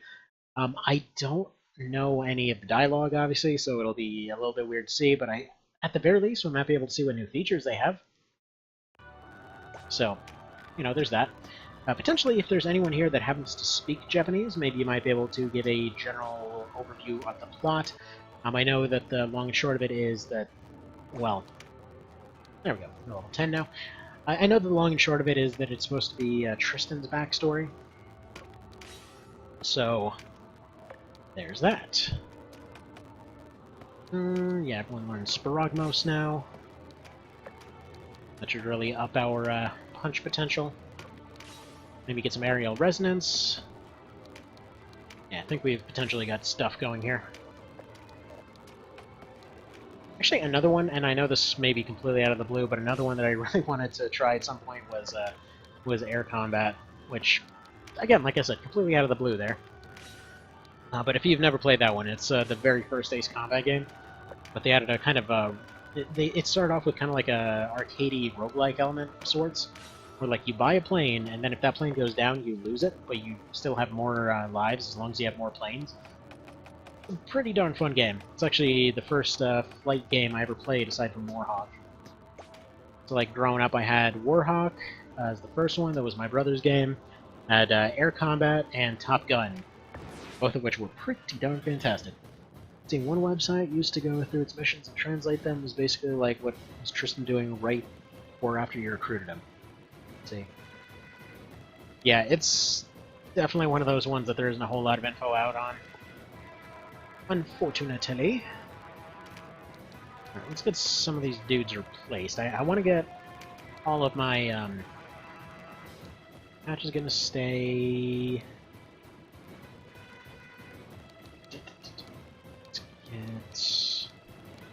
Okay. Actually, no, let's put away Hatch for the moment.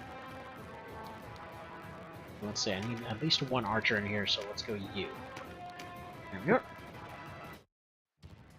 Yeah, Warhawk was pretty friggin' awesome. Maverick of Goriot! Exactly. It's like, go tell our dude. He has to know. So we're like, okay, we're gonna go all flappy like all over your face before you can even leave. It's weird that he's able to get away with this many flying units. Actually, even in the original, you probably had Canopus. It's weird that an infantry guy is able to get away.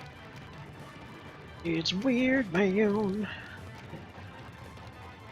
What's interesting, by the way, is they actually explain in March of the Black Queen what the deal is with nobody ever using gates.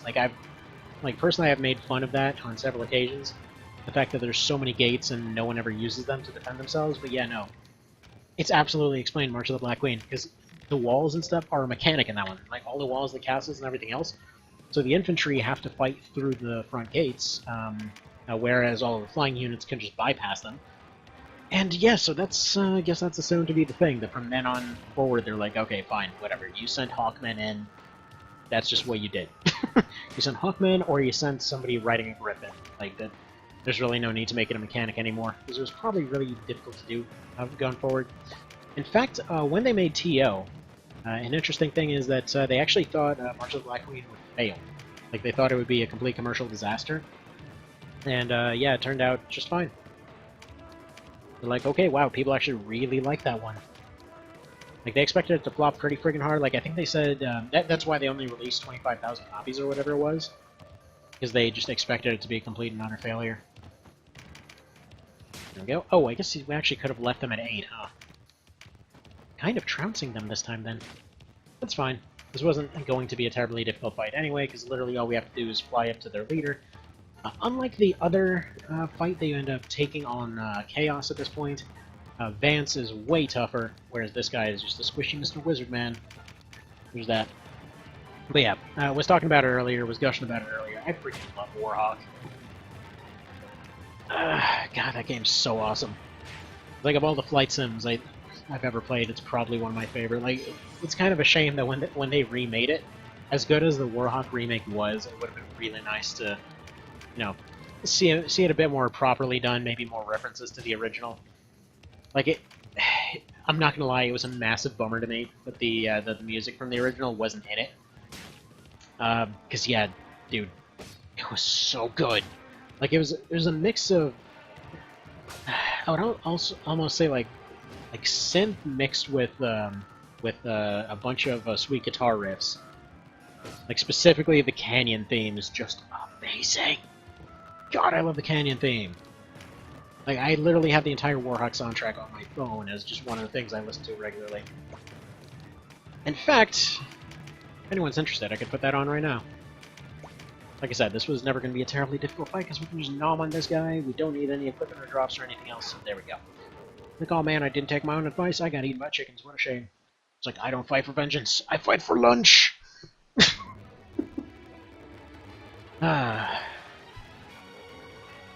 But yeah, every game with airplanes has an amazing soundtrack, as far as I'm concerned. Every good airplane game has an amazing soundtrack, as far as I'm concerned. So, right, we're gonna go do that real quick. Where's that Canyon theme?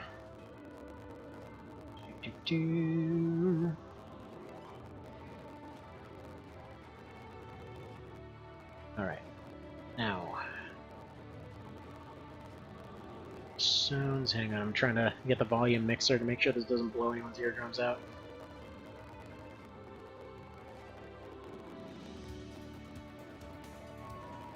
There we go. There we go. Keep on going with this team for the time being. Figure, you know what? This is kind of a canyon. It's an aqueduct. Close enough. Man, the castle theme from this too, like, every part of this OST is just the ballerness in its entirety. It's so good!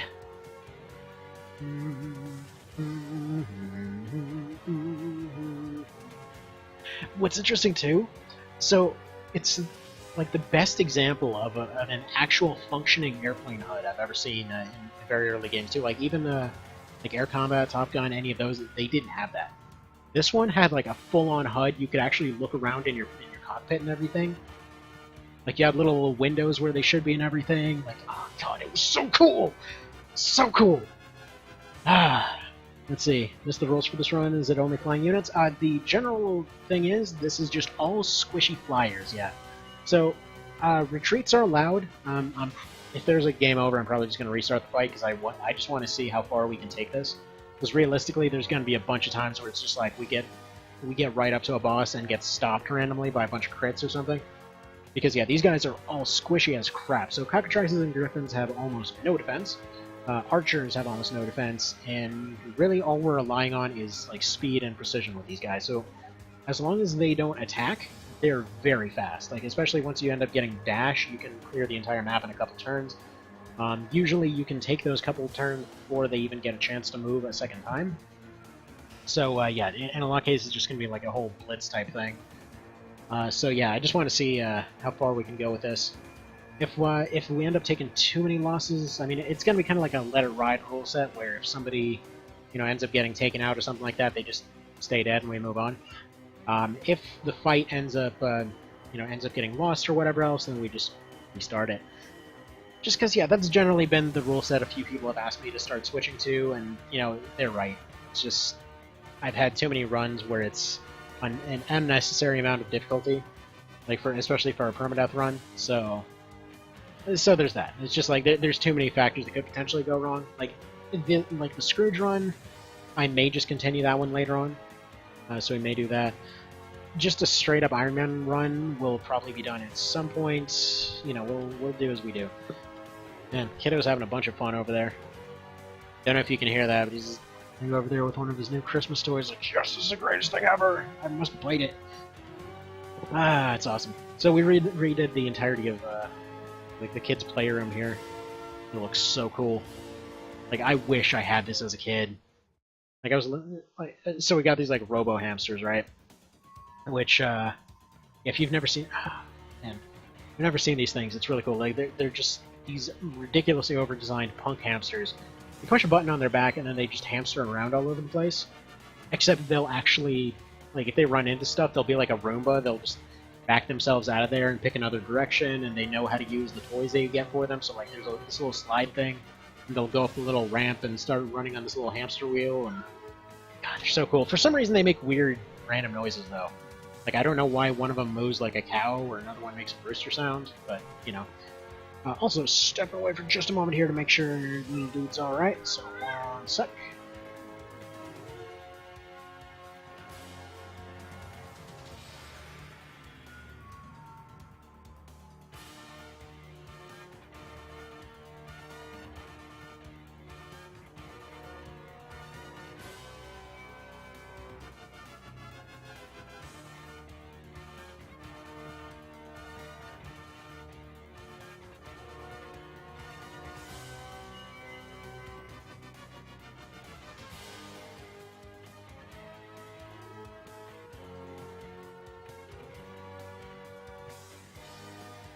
Alrighty, and back. So yeah, obviously we're starting to get to the point where like I was mentioning earlier, the armored units are definitely becoming a bit more of a threat than I necessarily like, which is good. That means the run's going well. That means there's challenge in it. Yes, I know, I'm a freaking masochist, whatever. You're not the one with poison breath. Who does have poison breath? Are you coming up by any chance? Yeah, there's not even many attacks we can do here. Schwank. Yeah, we're... If there's weight on these guys, I don't know if they can get into water. That's going to be a weird problem. Actually, that's probably why he gave me archers to work with. So, to explain what happened with this, what I was originally saying was I would really like to be able to do a run like this, you know, where it's just like squishy flying units, but I can't think of a third one because you generally want to have 3 classes to make sure that, you know, no particular thing is getting over-leveled or whatever else. So, like, I'm not sure if I should have, you know, Pumpkinhead Artillery or something like that, and so ultimately he ended up giving me Hawkman Archers. So yeah, we got Hawkman Archers, and, Sparagmos. Would you like to spragmasize this chick right here? Sparagmos! It's spragmosed. Nifty! Now, Pew Fighter, yeah, you are also with Talon Dive. Let's go put you over here. Yeah, so, if you're wondering why Hawkman Archers, they're basically very, very, very squishy. Like, they cannot hold up at all. Of all of the Hawkman classes, I would argue they're probably the weakest. Not in terms of general viability, because archers are always useful to some degree. Please poison. Yeah, finish her. Wham! Like, oh man, I thought I was prepared to get eaten by chickens, but I guess I don't wanna. I'm gonna go leave and come back in chapter 4. Okay, bye. Just not gonna matter till then. Actually, come to think of it, I think you can actually... Let's see, I could be wrong on this, but I think there's a chance to kill her off later. One of the other routes as well. We get acetone. And level 10's still fine, so I'm not going to adjust that just yet. Again, to any new folks here, the whole thing that I'm talking about with level adjusting here, it's basically just a weird situation where technically I haven't unlocked the class, so the game doesn't know what to do about that. So, as a result, there will be times where I have to adjust their level until I can actually recruit the characters in question here. Or rather, recruit the classes in question. So, yeah. It's all nifty like that.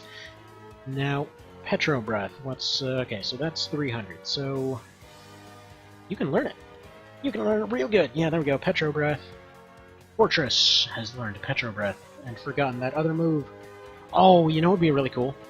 I should do a Pokemon run. Where it's just like Beast only, but then you can only use the first floor. You can only use 4 skill slots. That'd be interesting. There's way too many runs I want to try for this. Like, honestly, it's one of those cases where if I had infinite time in the world, I would, God, I would friggin' stop time and do all of them. But what can you do? Anyway, there we go. Field Elk. Yeah, that's a bit more expensive than it used to be. I need to start training up some of these other archers. Alright, save it again. And moving on. So what were cockatrices like in the normal game? I don't remember ever using them. How'd they change? So they were... Okay, so they were a little bit like griffins in that they felt generally underpowered. Like, a lot of their abilities didn't seem to petrify that often. They tended to also come in with Poison Breath more often than Petro Breath, for some bizarre reason. I think because, I don't know, maybe Dark was valued higher than some of the other ones or some such kind of thing. They basically had 2 versions of each of their moves, where it was like basically you had Stun Breath and then Stun Breath 2 and then Petro Breath and Petro Breath 2 and all that kind of thing. And it would just basically make an AoE explosion of that second one. So they still have Stone Circle, that would have been Stone Breath 2. Which again, it's weird because... Okay, a bit of a side note here. Every time the Matsuno got involved in a project, the names got worse. I don't know why this is. Okay, with exception to FFT, because, like, what was it? Friggin' Galaxy Stop is one of the coolest sounding moves ever, but for some reason, for a lot of the stuff that he does, like when there's tiered moves, he loves doing Tier 1 and Tier 2 or something like that, instead of giving it a cooler name. So, like, previously, it was like Stone Breath and then, you know, Stone Circle, which, you know, stone in a circle makes sense instead of Stone Breath 2. Anyway, what was I getting at here? So, yeah, let's just keep the same team going. So, yeah, they were generally just like cockatrices in that they were threatening for the first few rounds. Numbing Hook, which is what Talon Dive is now, was relatively similar in that it was a move that it was essentially a finisher they could use way earlier than most other finishers, so they could use it starting at 50 as opposed to starting at 100 TP. And yeah, it was that move was really strong, but a lot of their other stuff was pretty underwhelming. Just generally speaking, they were kind of like with dragons and stuff like that, or octopi. If you saw one of those, it was like, oh crap, did I bring enough casters, or did I bring a dragoon? If not, oh crap, there's nothing I can do about this, because you're just going to do like 4 damage every time you attack them, they're going to do 100. So, there was this very big disparity with some of the heavier units. When it came to cockatrices and griffins, though, they basically had an almost identical moveset to the dragons. They were slightly faster, which is generally speaking because they didn't have that bulk and they were still relatively low on health. They were just kind of squishy. Like, in a lot of cases, you usually just fight them just like anything else. And they were regularly there to be farmed for parts, actually. So, like, for example, Farampa 2 was generally a really good... the first Farampa map was really good for grinding Griffin parts, as well as if you take Farampa 2 going to the right, you can get a bunch of Griffin parts there, like Unicorn Horns and Enchanted Feathers and that kind of thing. And then for cockatrices, you had to get about halfway through. I think they were the ones that dropped Unicorn Horns more often. And then you had... yeah, if you went to the left, you had dragons available there, which were a bit more of a thing. So yeah, they were a little bit easier to kill off too. But yeah, if there was a dragoon, they usually just got one-shotted. If there was if there were casters, they tended to get ruined pretty easily. Like, they were pretty reasonably evasive, but it's just they weren't terribly good. I personally used 3 of them in my team just because I really like the idea of griffins. But yeah, their biggest useful thing was the fact that you could fly them up to almost anywhere, and cockatrices could do this better, actually. But you could fly them up to a completely out of the reach location and chuck boulders over and over. So that was their best use, I would argue. So that was useful.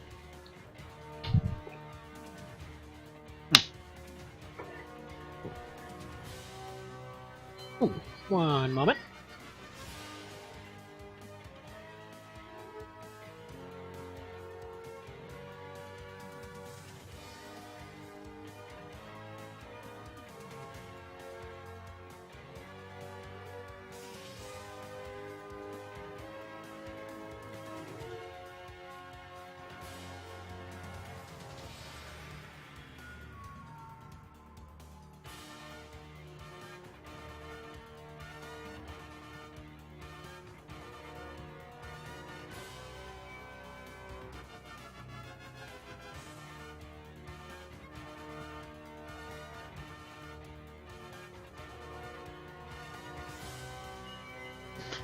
And I'm back.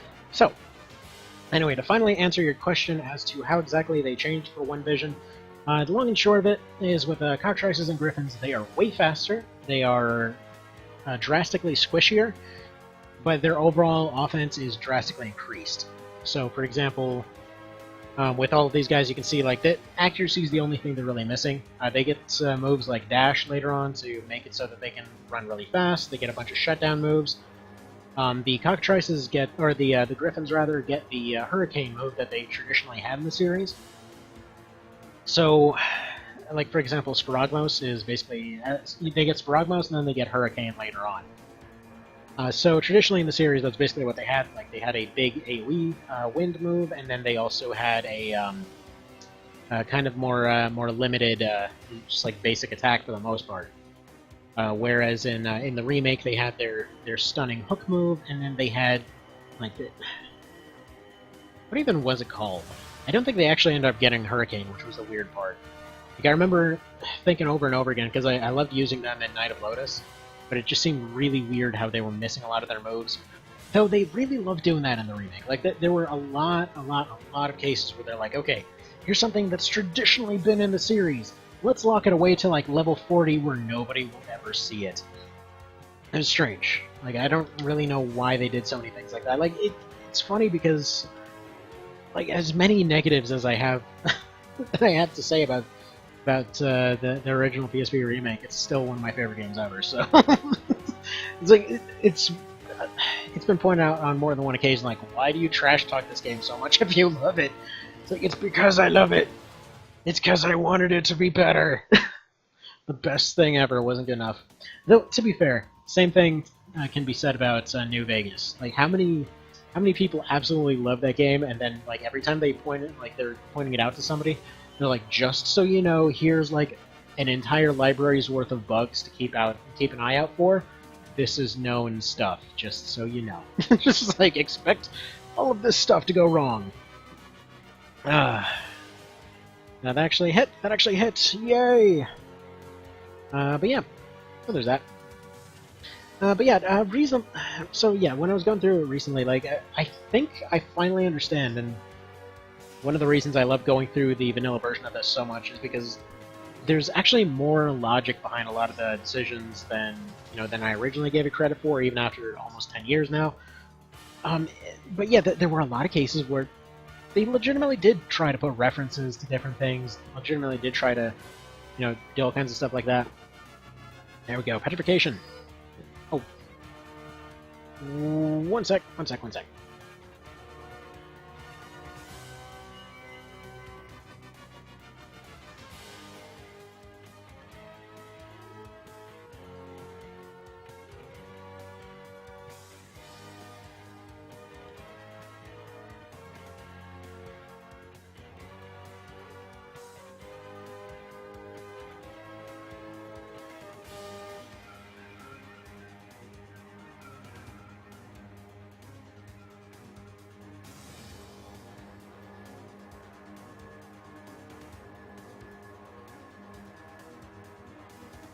Alright, so yeah, probably gonna have to wrap it up soonish. Okay, so yeah, there were a lot of cases where they... Nope, still nope? Okay, one sec.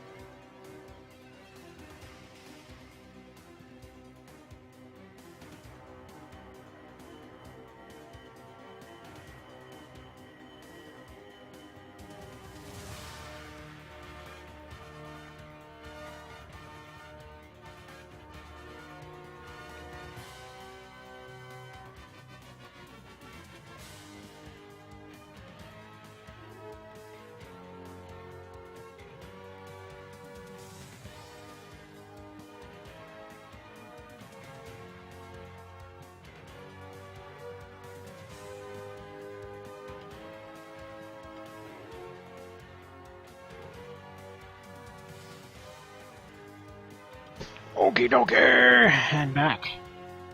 But yeah, that was a pause. That was a pause and a half. Anyway, moving right along here. Hey, look at this birdies. We should go bite on some birdies. Gary, tall and dive. Yeah, all they're really doing is attacking in order to get their anatomy up a little bit. They're taking some anatomy classes. We're just waiting for those two birdies down there to finish off their healer. But anyway, so what I was getting at. What is the game? The game is Tactics Ogre, Let Us Cling Together, modded with the One Vision mod. So, yeah, so basically the original Let Us Cling Together on the SNES and PS1 was an interesting game. Had a ton of really cool stuff going on, but had, well, some old-timey jank to it. Then the PSP remake came along, and they were like, let's put in all the cool crap that we never got to do in the original. And then some guy stepped in and like, hey, but can you also put a bunch of stuff from our MMO over here? It's really cool, we promise. And so that ended up screwing up the balance a fair bit, like especially around endgame. But yeah, then the One Vision mod came along and has been tediously like fixing everything forever about this thing. So yeah, it's just, God, it's so good. It's so dang good. Like it's been like the strategy game I've wanted for a very long time. Anyway, let's swap it out for these, and yeah, we're basically just running a challenge here where it's I have to get through the entirety of the thing using only flying squishies. So basically, griffins, cockatrices, and archers. Which, by the way, you may have noticed I didn't get any experience with the griffins and cockatrices because it's technically a bug. Well, it's kind of a thing where you're not supposed to have this class yet, so I have to actually unlock it by recruiting one of them. Because the game doesn't know what to do about that, because it's just not a situation that would normally occur. So yeah, yay for cheats. But yeah, this is easily, both versions, easily my my favorite strategy game, all things considered. Just so dang good, so dang good. So yeah, if you have any questions, Mr. Rico, feel free to go ahead and ask. You know, there's no dumb questions. It's a genre that, quite frankly, kind of gets dug out of the dust more than actually played. So feel free to ask away. But yeah, so like I was saying, One Vision mod, basically a very lovingly made mod to try to bring this game up to the norms of the rest of the series. Which, yeah, by the way, if anybody here has played Night of Lotus, or had played Night of Lotus as your very first game, was anybody else confused as hell when like they would go back and watch the intro to the thing? They're like, oh, episode 2, I think it was episode 2. Of this entire series, and it's like, oh man, there's going to be so many of them. I'm going to go enjoy all of them, and it's like, where are the rest of the games? Why are there not more games? And then I couldn't find any of them. Like, I literally never even played March of the Black Queen until last year. OB64 until this year. Like, it's weird, man. Like, it's just weird that it was so difficult to get a hold of the series. Which, by the way, I'll be putting out a PSA video pretty soon, probably just today, actually. If anyone didn't know, you can... It seems like the Wii can apparently do OB64 as well. I've actually been meaning to get my hands on one of them to confirm that information, but I've seen it on multiple places, so I'm pretty sure it's legit. Is it better than FFT? It's actually both of the game... It is both the prequel and sequel to FFT. In fact, FFT, from my opinion and many others who theorize about the series... was actually supposed to be part of this series. It takes a lot of the best parts of it and rolls with it. So, for example, especially if you're running this mod, it ends up looking really similar because you've still got all your skills for everybody. You're limited to 10 slots, and then like each of your classes will do different things with them. But generally speaking, it is a lot more open than FFT was in terms of equipment, but it's a lot more focused on builds, and it is a much larger scale.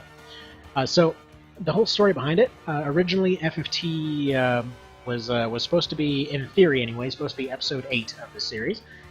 So what had happened, they made March of the Black Queen, so that was the very first one, and it was sort of an RTS kind of game. Like same settings, very similar kind of stuff, but you just like played in real time. You had squads of 5 units running around, and in real time, then they would have turn-based fights. Really unique genre that never actually got fleshed out, unfortunately. But anyway, so they started with that one, and yeah, they basically thought, okay, there's no way this is going to succeed.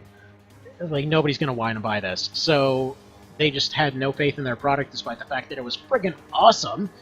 And yeah, went ahead and just put it out, and they felt like, okay, like we want to continue fleshing out this world and everything, but we want to go a little bit different. So they made one called Let Us Cling Together. If you're familiar with very old Queen songs, you may notice a running theme of the fact that they love naming all of their games after Queen songs.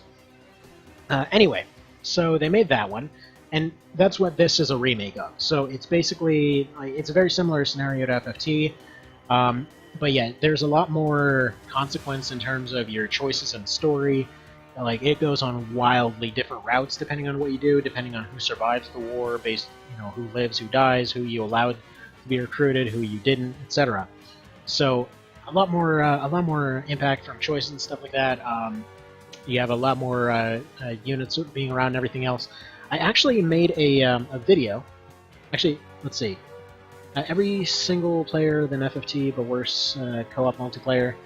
Better stories, better way. Yeah, that's pretty much it. Like, it doesn't have the class combination system, but it's still kind of in there. Like, if you're really, really into class combinations, it was low-key in there in the original PSP remake. The One Vision mod removes that for the most part, for the sake of making what's there more interesting. So, for example, there were multiple instances where, like, say you got Tactician on a knight, and then you'd be able to go and combine that with another class, and hopefully they were allowed to use Tactician. There's kind of limitations in terms of who could use what. But yeah, definitely a lot more thought put into who can combine what exactly. They kind of overthought it a little bit, in my opinion, for this remake, but still, fantastic game. Easily, if mods are not allowed, this is easily my favorite or the original of this would be my favorite strategy game ever. And yeah, FFT was the first game I ever played in the genre. But anyway, so getting back to it. So they made Let Us Cling Together on the SNES, and it had all this expansive story. It had all this different stuff going on. Let's see. Read an article that said English people prefer don't branching stories. That's my main draw for luck. It varies. Like, there's so many weird things that were just kind of assumed, though. Like, for example, the only reason that Ogre Battle ended up not being followed up on was the fact that they assumed that Japanese people don't like real-time strategy games. So that's the only reason that we never got more of them. So they're like, oh man, they're gonna friggin' puke as soon as they see a real-time strategy thing. They need their turns. So, yeah. So there was that kind of situation. But yeah, comparing with FFT, the story's similar, a lot of the characters are similar, because, again, it was supposed to be a follow-up to this in many theories. Also, yes, Denim's sprite is still glitching out. That is still hilarious. But, okay, so they made Let Us Cling Together. Awesome friggin' game.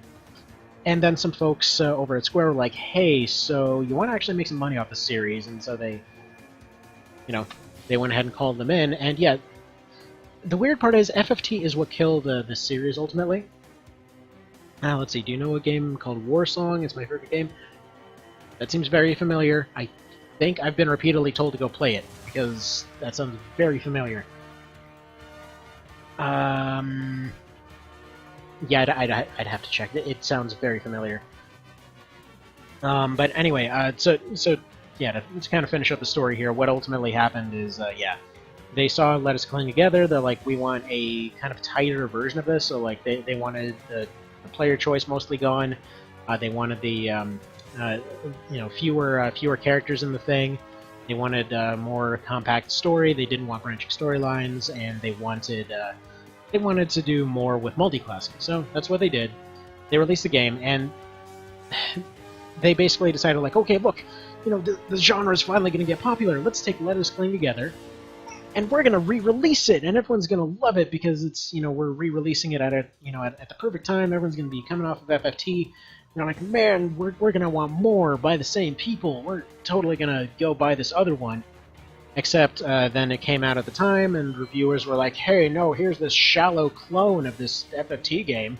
Man, how dare they do the same thing? Which, again, FFT came second, but the PS1 release translation took so long that it was released a week after FFT. So it just led to people thinking this was a weird clone trying to cash in on something that they didn't know would be successful yet, because apparently they thought that they could fart out a game in like a week. So yeah, that basically killed the series in the West, because it was adored overseas. Like this was just like it was held up like absolutely crazy over there. And yeah, ultimately, yeah, that's how FFT kind of killed the series. They still released Night of Lotus, which they released on the GBA, then they didn't market it, so they assumed it was a failure. Then they released OB64. That did pretty well, but again, it was a genre that didn't exist on the N64. Nobody played the N64 for strategy games, as far as I could tell. So, yeah, I mean, honestly, it's just, the thing is, they still sold okay. All things considered, they still did well, but they never followed up on it. And that's kind of the weird thing. Like, they've got this IP, the closest thing that has come is essentially they've taken the worst part of this series, the Palace of the Dead, and they've made it part of their online game, FF14. So, yay? I don't really know what they're thinking with that one, because they've got these huge settings. They've got literal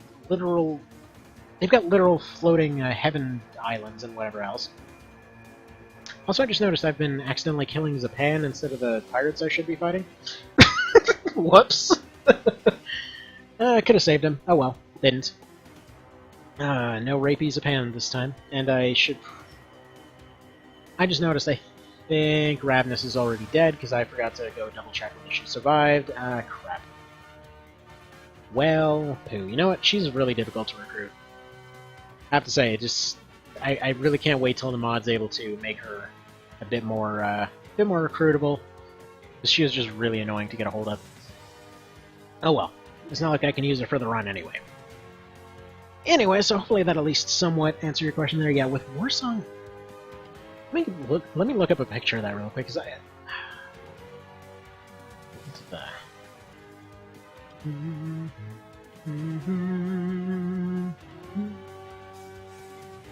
Oh, Langrisser? Yeah, this one... Yeah, people have been telling me to friggin' try this for ages. So, no, I haven't had a chance to try yet. It's on my list. But yeah, no. At some point. I'm hoping to at some point. Now, you know what? Let's just go ahead and put the entire soundtrack of Warhawk on right now. There we go. God dang, that game's got such a good soundtrack. So dang good. Let's see.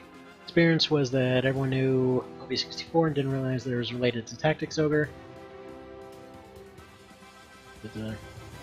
Yeah, true. Very true. I will admit, I didn't have an N64 myself growing up, so it's a little bit hard to say from personal experience. It's just from what I'd heard, from what folks had told me, it sounded like it did well, but it's just folks didn't know what to make of it, or something like that. But yeah, if you've never tried it, Jesus Christ, try OB64. It's so good. It's just so good. It's got no reason to be so good. Man. It's like, I cannot sing the praises of that thing enough. And yeah, they definitely made a mistake. If you ask me, switching over to the title Tactics Ogre, if they stuck with, maybe if they did, OB Tactics or something like that, that would have been a lot more succinct, it would have been a lot more marketable. It's weird. Such an amazing series that keeps running into weird hurdles. It's kind of why I compare it to Armored Core a whole bunch, because they had a similar thing, where they had a bunch of games that, they didn't do badly, it's just they kept forgetting to market the thing. Like in Armored Core's case, they kept releasing sequels over and over and over, and they would put out a numbered sequel, and they would advertise that one. 1, 2, and to some degree 3, and then Verdict Day. Sold pretty darn well. 4 Answer actually sold pretty well too, because there was a lot of magazine coverage on that one. But anyway, so they sold reasonably well for those ones, and then they decided, oh yeah, people will just be on the lookout for sequels, and they've got time for that kind of thing, and the other ones will just sell themselves. And so they put zero budget into actually selling any of the sequels, which in all fairness, they were essentially taking the same game, putting, polishing up some elements of them, and just, selling what is effectively the same game with more content as what would basically be DLC later down the line, and quite frankly, that was fine. Like, if they released Armored Core 3 right now, along with Silent Line, and then just every few months they just farted out some more DLC or whatever else, dude, I would have a budget set aside for that. Like, that was amazing. Those games were absolutely just astounding. And I guess that's just the weird thing, that they just kept assuming they would sell themselves, and then they kept making strange decisions in that same vein. Again, who do I have that has Subdue?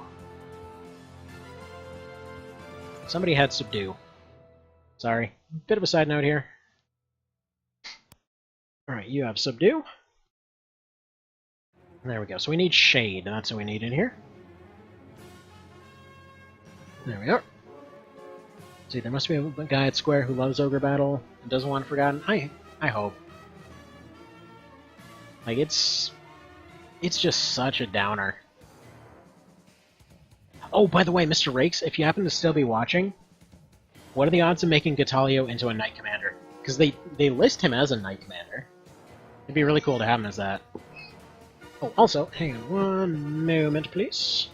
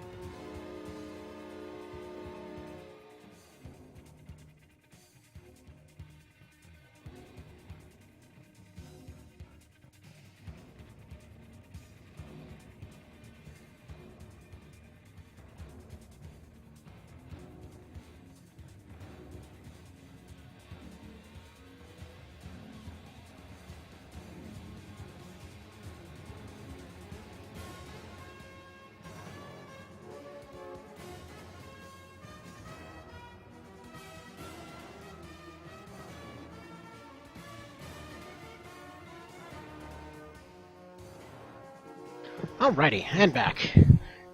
Yeah, so yeah, it would have been cool to see Ogre Battle Tactics as the name for this one.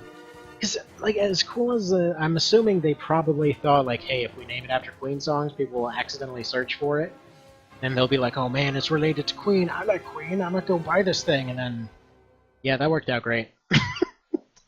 Totally worked out great. Actually, what's funny is that the games actually have Queen 2 in particular. Wound up being surprisingly, like, it seems not terribly well searched for. I'm assuming, because looking at the search results and stuff like that, generally speaking, I'm assuming it's probably a bias on Google's part, but I regularly see results for the games above the actual original songs. And a quick side experiment for anyone that's ever been, or anyone that's played March of the Black Queen. Go back, play March of the Black Queen, and play some Ogre Battle in the background, like the actual song, because apparently that song inspired that game, and I have no idea how. I don't know what about that song inspired that game. Like, I don't know if I've listened to the wrong version and there's some uncut version that I don't know anything about, because it seriously just sounded like, here's a bunch of noises in the background. They're like, yeah, okay, Ogre Battle's over. But where was it? Where was the thing? Like, you described some stuff, but I didn't hear a whole lot of actual battling in that Ogre battling. I don't know. I'm still kind of the opinion that, like, Matsuno just kind of sat around really high a lot of the time when he came up with some of his ideas. But who knows? Because yeah, dude's got some weird ideas. I love it. Although, man, he seriously has to, he really needs to just let some of the side stories in the series exist. Because there's so little content for him to be going, like, no original character, don't touch on some of this stuff. Like, especially Knight of Lotus. Which, you know what you were saying, though, about one guy being particularly interested in keeping the series going? have a feeling it's the director of Night of Lotus. You know why? Like, there... Okay, so it's weird. So he specifically went through, did the whole backstory for Tartaros on that one, which pissed off Matsuno, and who knows, might have been one of the things that made it so he doesn't want to do the series anymore. Apparently he's just retired out of bigger projects now, but whatever. Oh, also, hang on one second. Yeah, dang, what's going on here?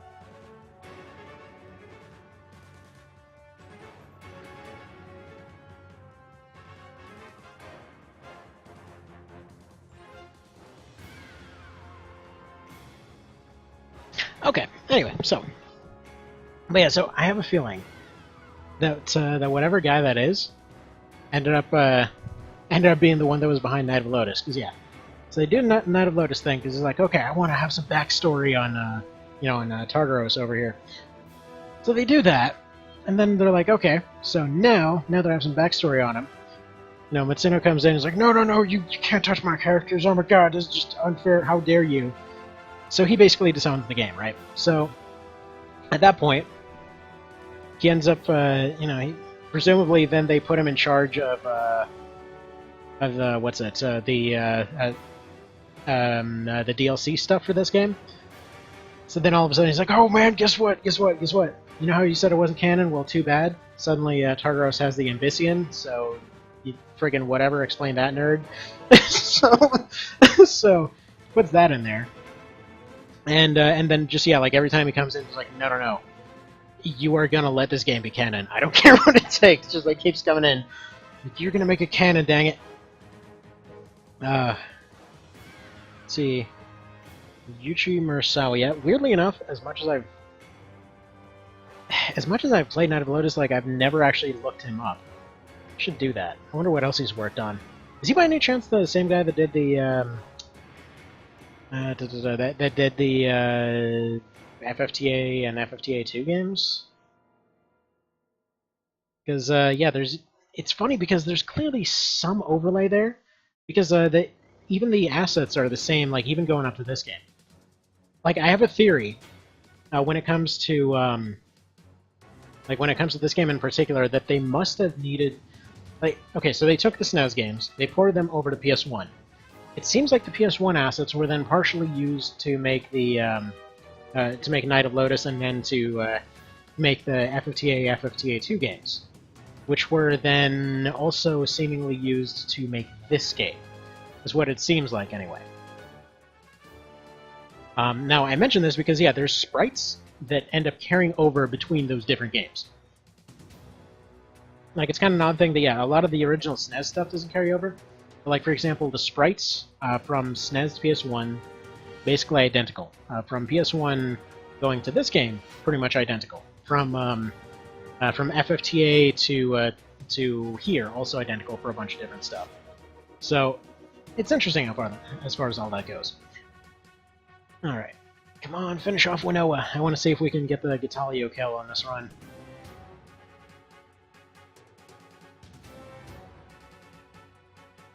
Alright, Mobius, do you have the big AoE?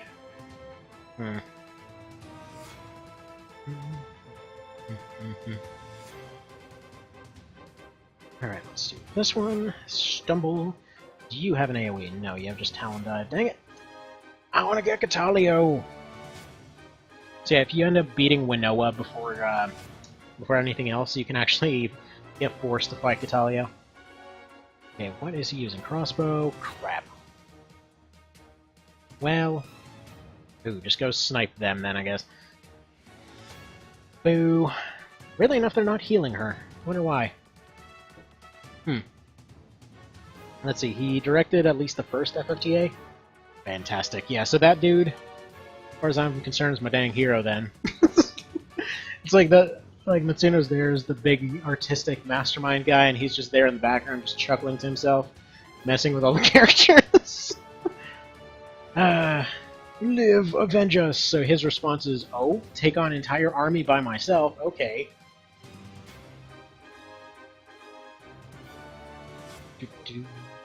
And then suddenly it switched to kill Gatalio. I'd love to see that reused in other ways.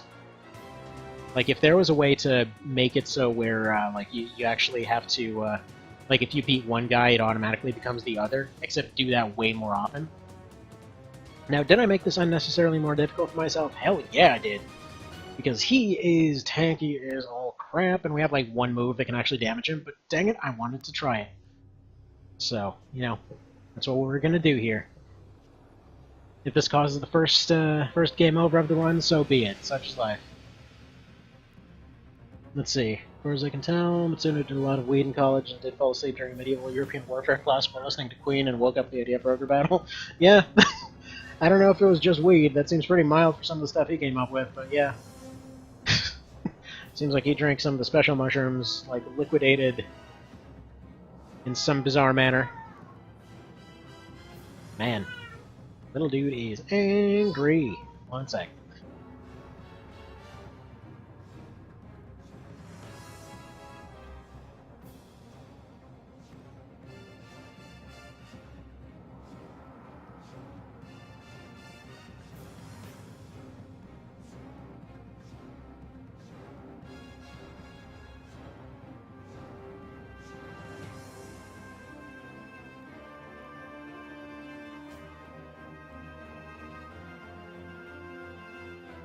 Alrighty, and I is back with a very energetic young man over here. The dude's getting all excited and everything. It's like, man, I had all these new toys I got for Christmas. It's pretty dang awesome. So yeah, this guy, friggin' just basic poison tag, does like 80. So that he's a little strong. He's got like a bajillion healers to back him up. So, it's funny because this is one of those big FU moments in the original game. It's kind of more possible, I'd argue, with a mod. And that's why like, occasionally when people say, like, oh, the mod's clearly, you know, hard mode or whatever, I was like, nah, there's so many moments that are legitimately just easier in the mod. Like, for example, this fight, if you triggered this and you didn't over-level in the original one, like, there was oftentimes a thing like, okay, I have these archers, I'm gonna go use them to snipe the leader, and you do that and you usually get one shot. Because, you know, friggin' healers in the original and archers in the original, yeah, that's just like basically an oncoming train and a friggin' toothbrush. So, why a toothbrush? I don't know. But, now back to where I gotta finish rereading Ashen Wield so I can get it ready. Merry Boxing Day, yes, you have yourself a good one, Mr. Vale. And yeah, I'll be wrapping it up after this fight here. Which I'm pretty sure is actually unwinnable now that I think about it, because the numbers are just not there. But, you know, who knows? Maybe we'll turn this around. Like, I've maybe got one guy that can actually damage their current leader. There was no reason not to just let him escape. Oh well. It's what I want to see done for this run, and that's what's going to happen. But anyway, what was I getting out here? So yeah, it was just like this case where everything was completely against... well, I mean, you would easily run up and just snipe the healer, so no big issue there. So then you go and snipe them, then you would turn around, and then you would just have no damage available at all against him. Like, tremendous shots, I think even then, like, that you could do maybe 10 if you had similar level squads. It's kind of nuts. Like, even the most overpowered friggin' ability that you could get, despite how early you can get it, was still not enough to beat Mr. Catalio. because he was OP. And that's the idea. That you're supposed to let him escape. He is a bonus target. You don't really get anything for it in this one. I believe you got a special sword way earlier on in the original. Freaking dude does 150. We can do 10! Alright. Time to lay in some of these special moves. Actually, we got Petrification here. Let's see. Who do we want to use that on? Probably on these two. Because we need all this healing gone. Like, this is healing supreme. So if we can get all these healers gone, or petrified, I'll take either or, to be honest. So if we get all that gone, I think Lightning might have Sparagmos. They do not. They have Poison Breath. You know what? Go ahead and just Poison Breath these two. There we go, Chuckle A and Chuckle B get poisoned. Didn't get poisoned, but whatever, they got damaged. Have them back off. So they've only got one source of reasonable damage. Except for the claws. Those claws are still going to hurt. Alright, Radiant Stone I'm not worried about. You can leave. There you go. Goodbye. Probably save the rest of those super moves to use on him. So I just do basic attacks that should more or less sort this out. Yep. It's a weird scratching sound. Is that coming through on audio?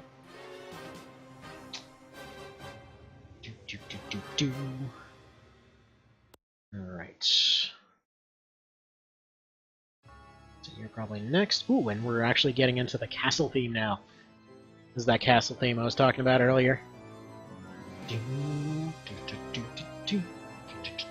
Just like imagine a friggin' VTOL fighter jet flying through a medieval castle full of lava traps. Did I mention that game's awesome? It's so friggin' awesome. There we go. So now we're down to 2 healers and 1 very beefy boy.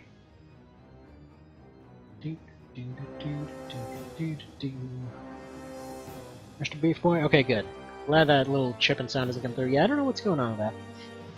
Weird technical issues. Okay, Petro Breath, come on, get Petrified. As far as I can tell, Gatalio is not immune to that kind of stuff, so I'm not super worried about that yet. As you can see, healers are both way more tanky and way more defensive in this one.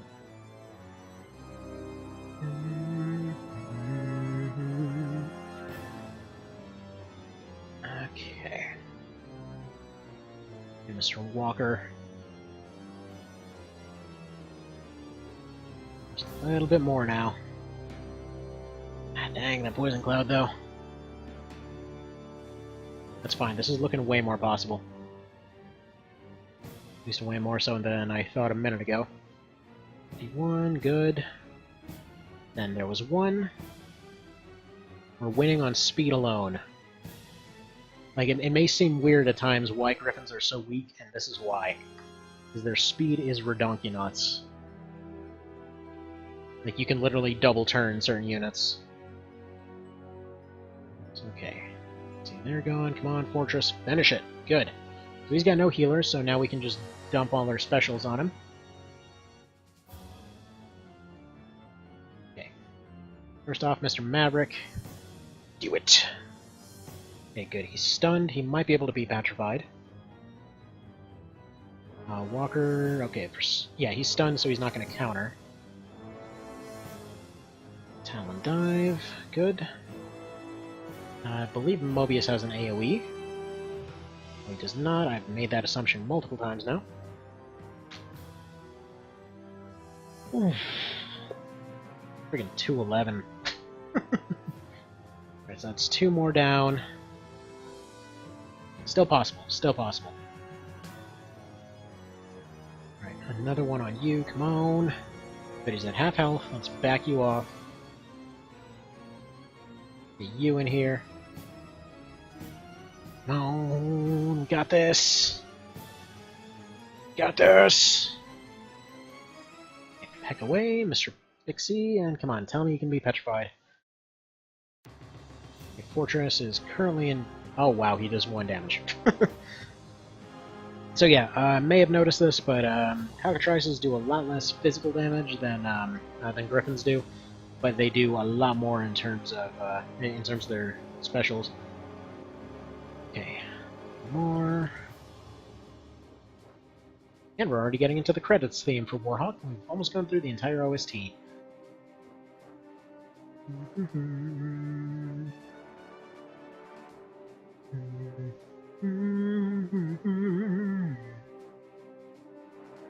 Okay, Mr. Birdie's, yeah, he's getting out of here. Alright, almost done, come on. Of course, the speed is a little bit of a downside in terms of keeping him alive, too, but... Oh, and even himself? Good, I'll take it. So now it's just a matter of time. Just a matter of time. The Fortress can sit there. He's getting out of here. Yeah, we've taken a bunch of injuries. Town dive? Good. Just poison now. Just poison. There's no way for him to win anymore. Baseball's runt! Like, oh man, we're so glorious. That's why we lost to a bunch of frickin' birds. Anyway, so... we don't really get anything. I don't think the Claymore is an early weapon. Like, I think you can get early TK marks off him. Maybe. But either way. So that's that. I'm gonna go ahead and leave it there for now. Thank you for stopping by. Have a fantastic day. Happy Boxing Day. And, yeah. Have a good one. Take care. Bye.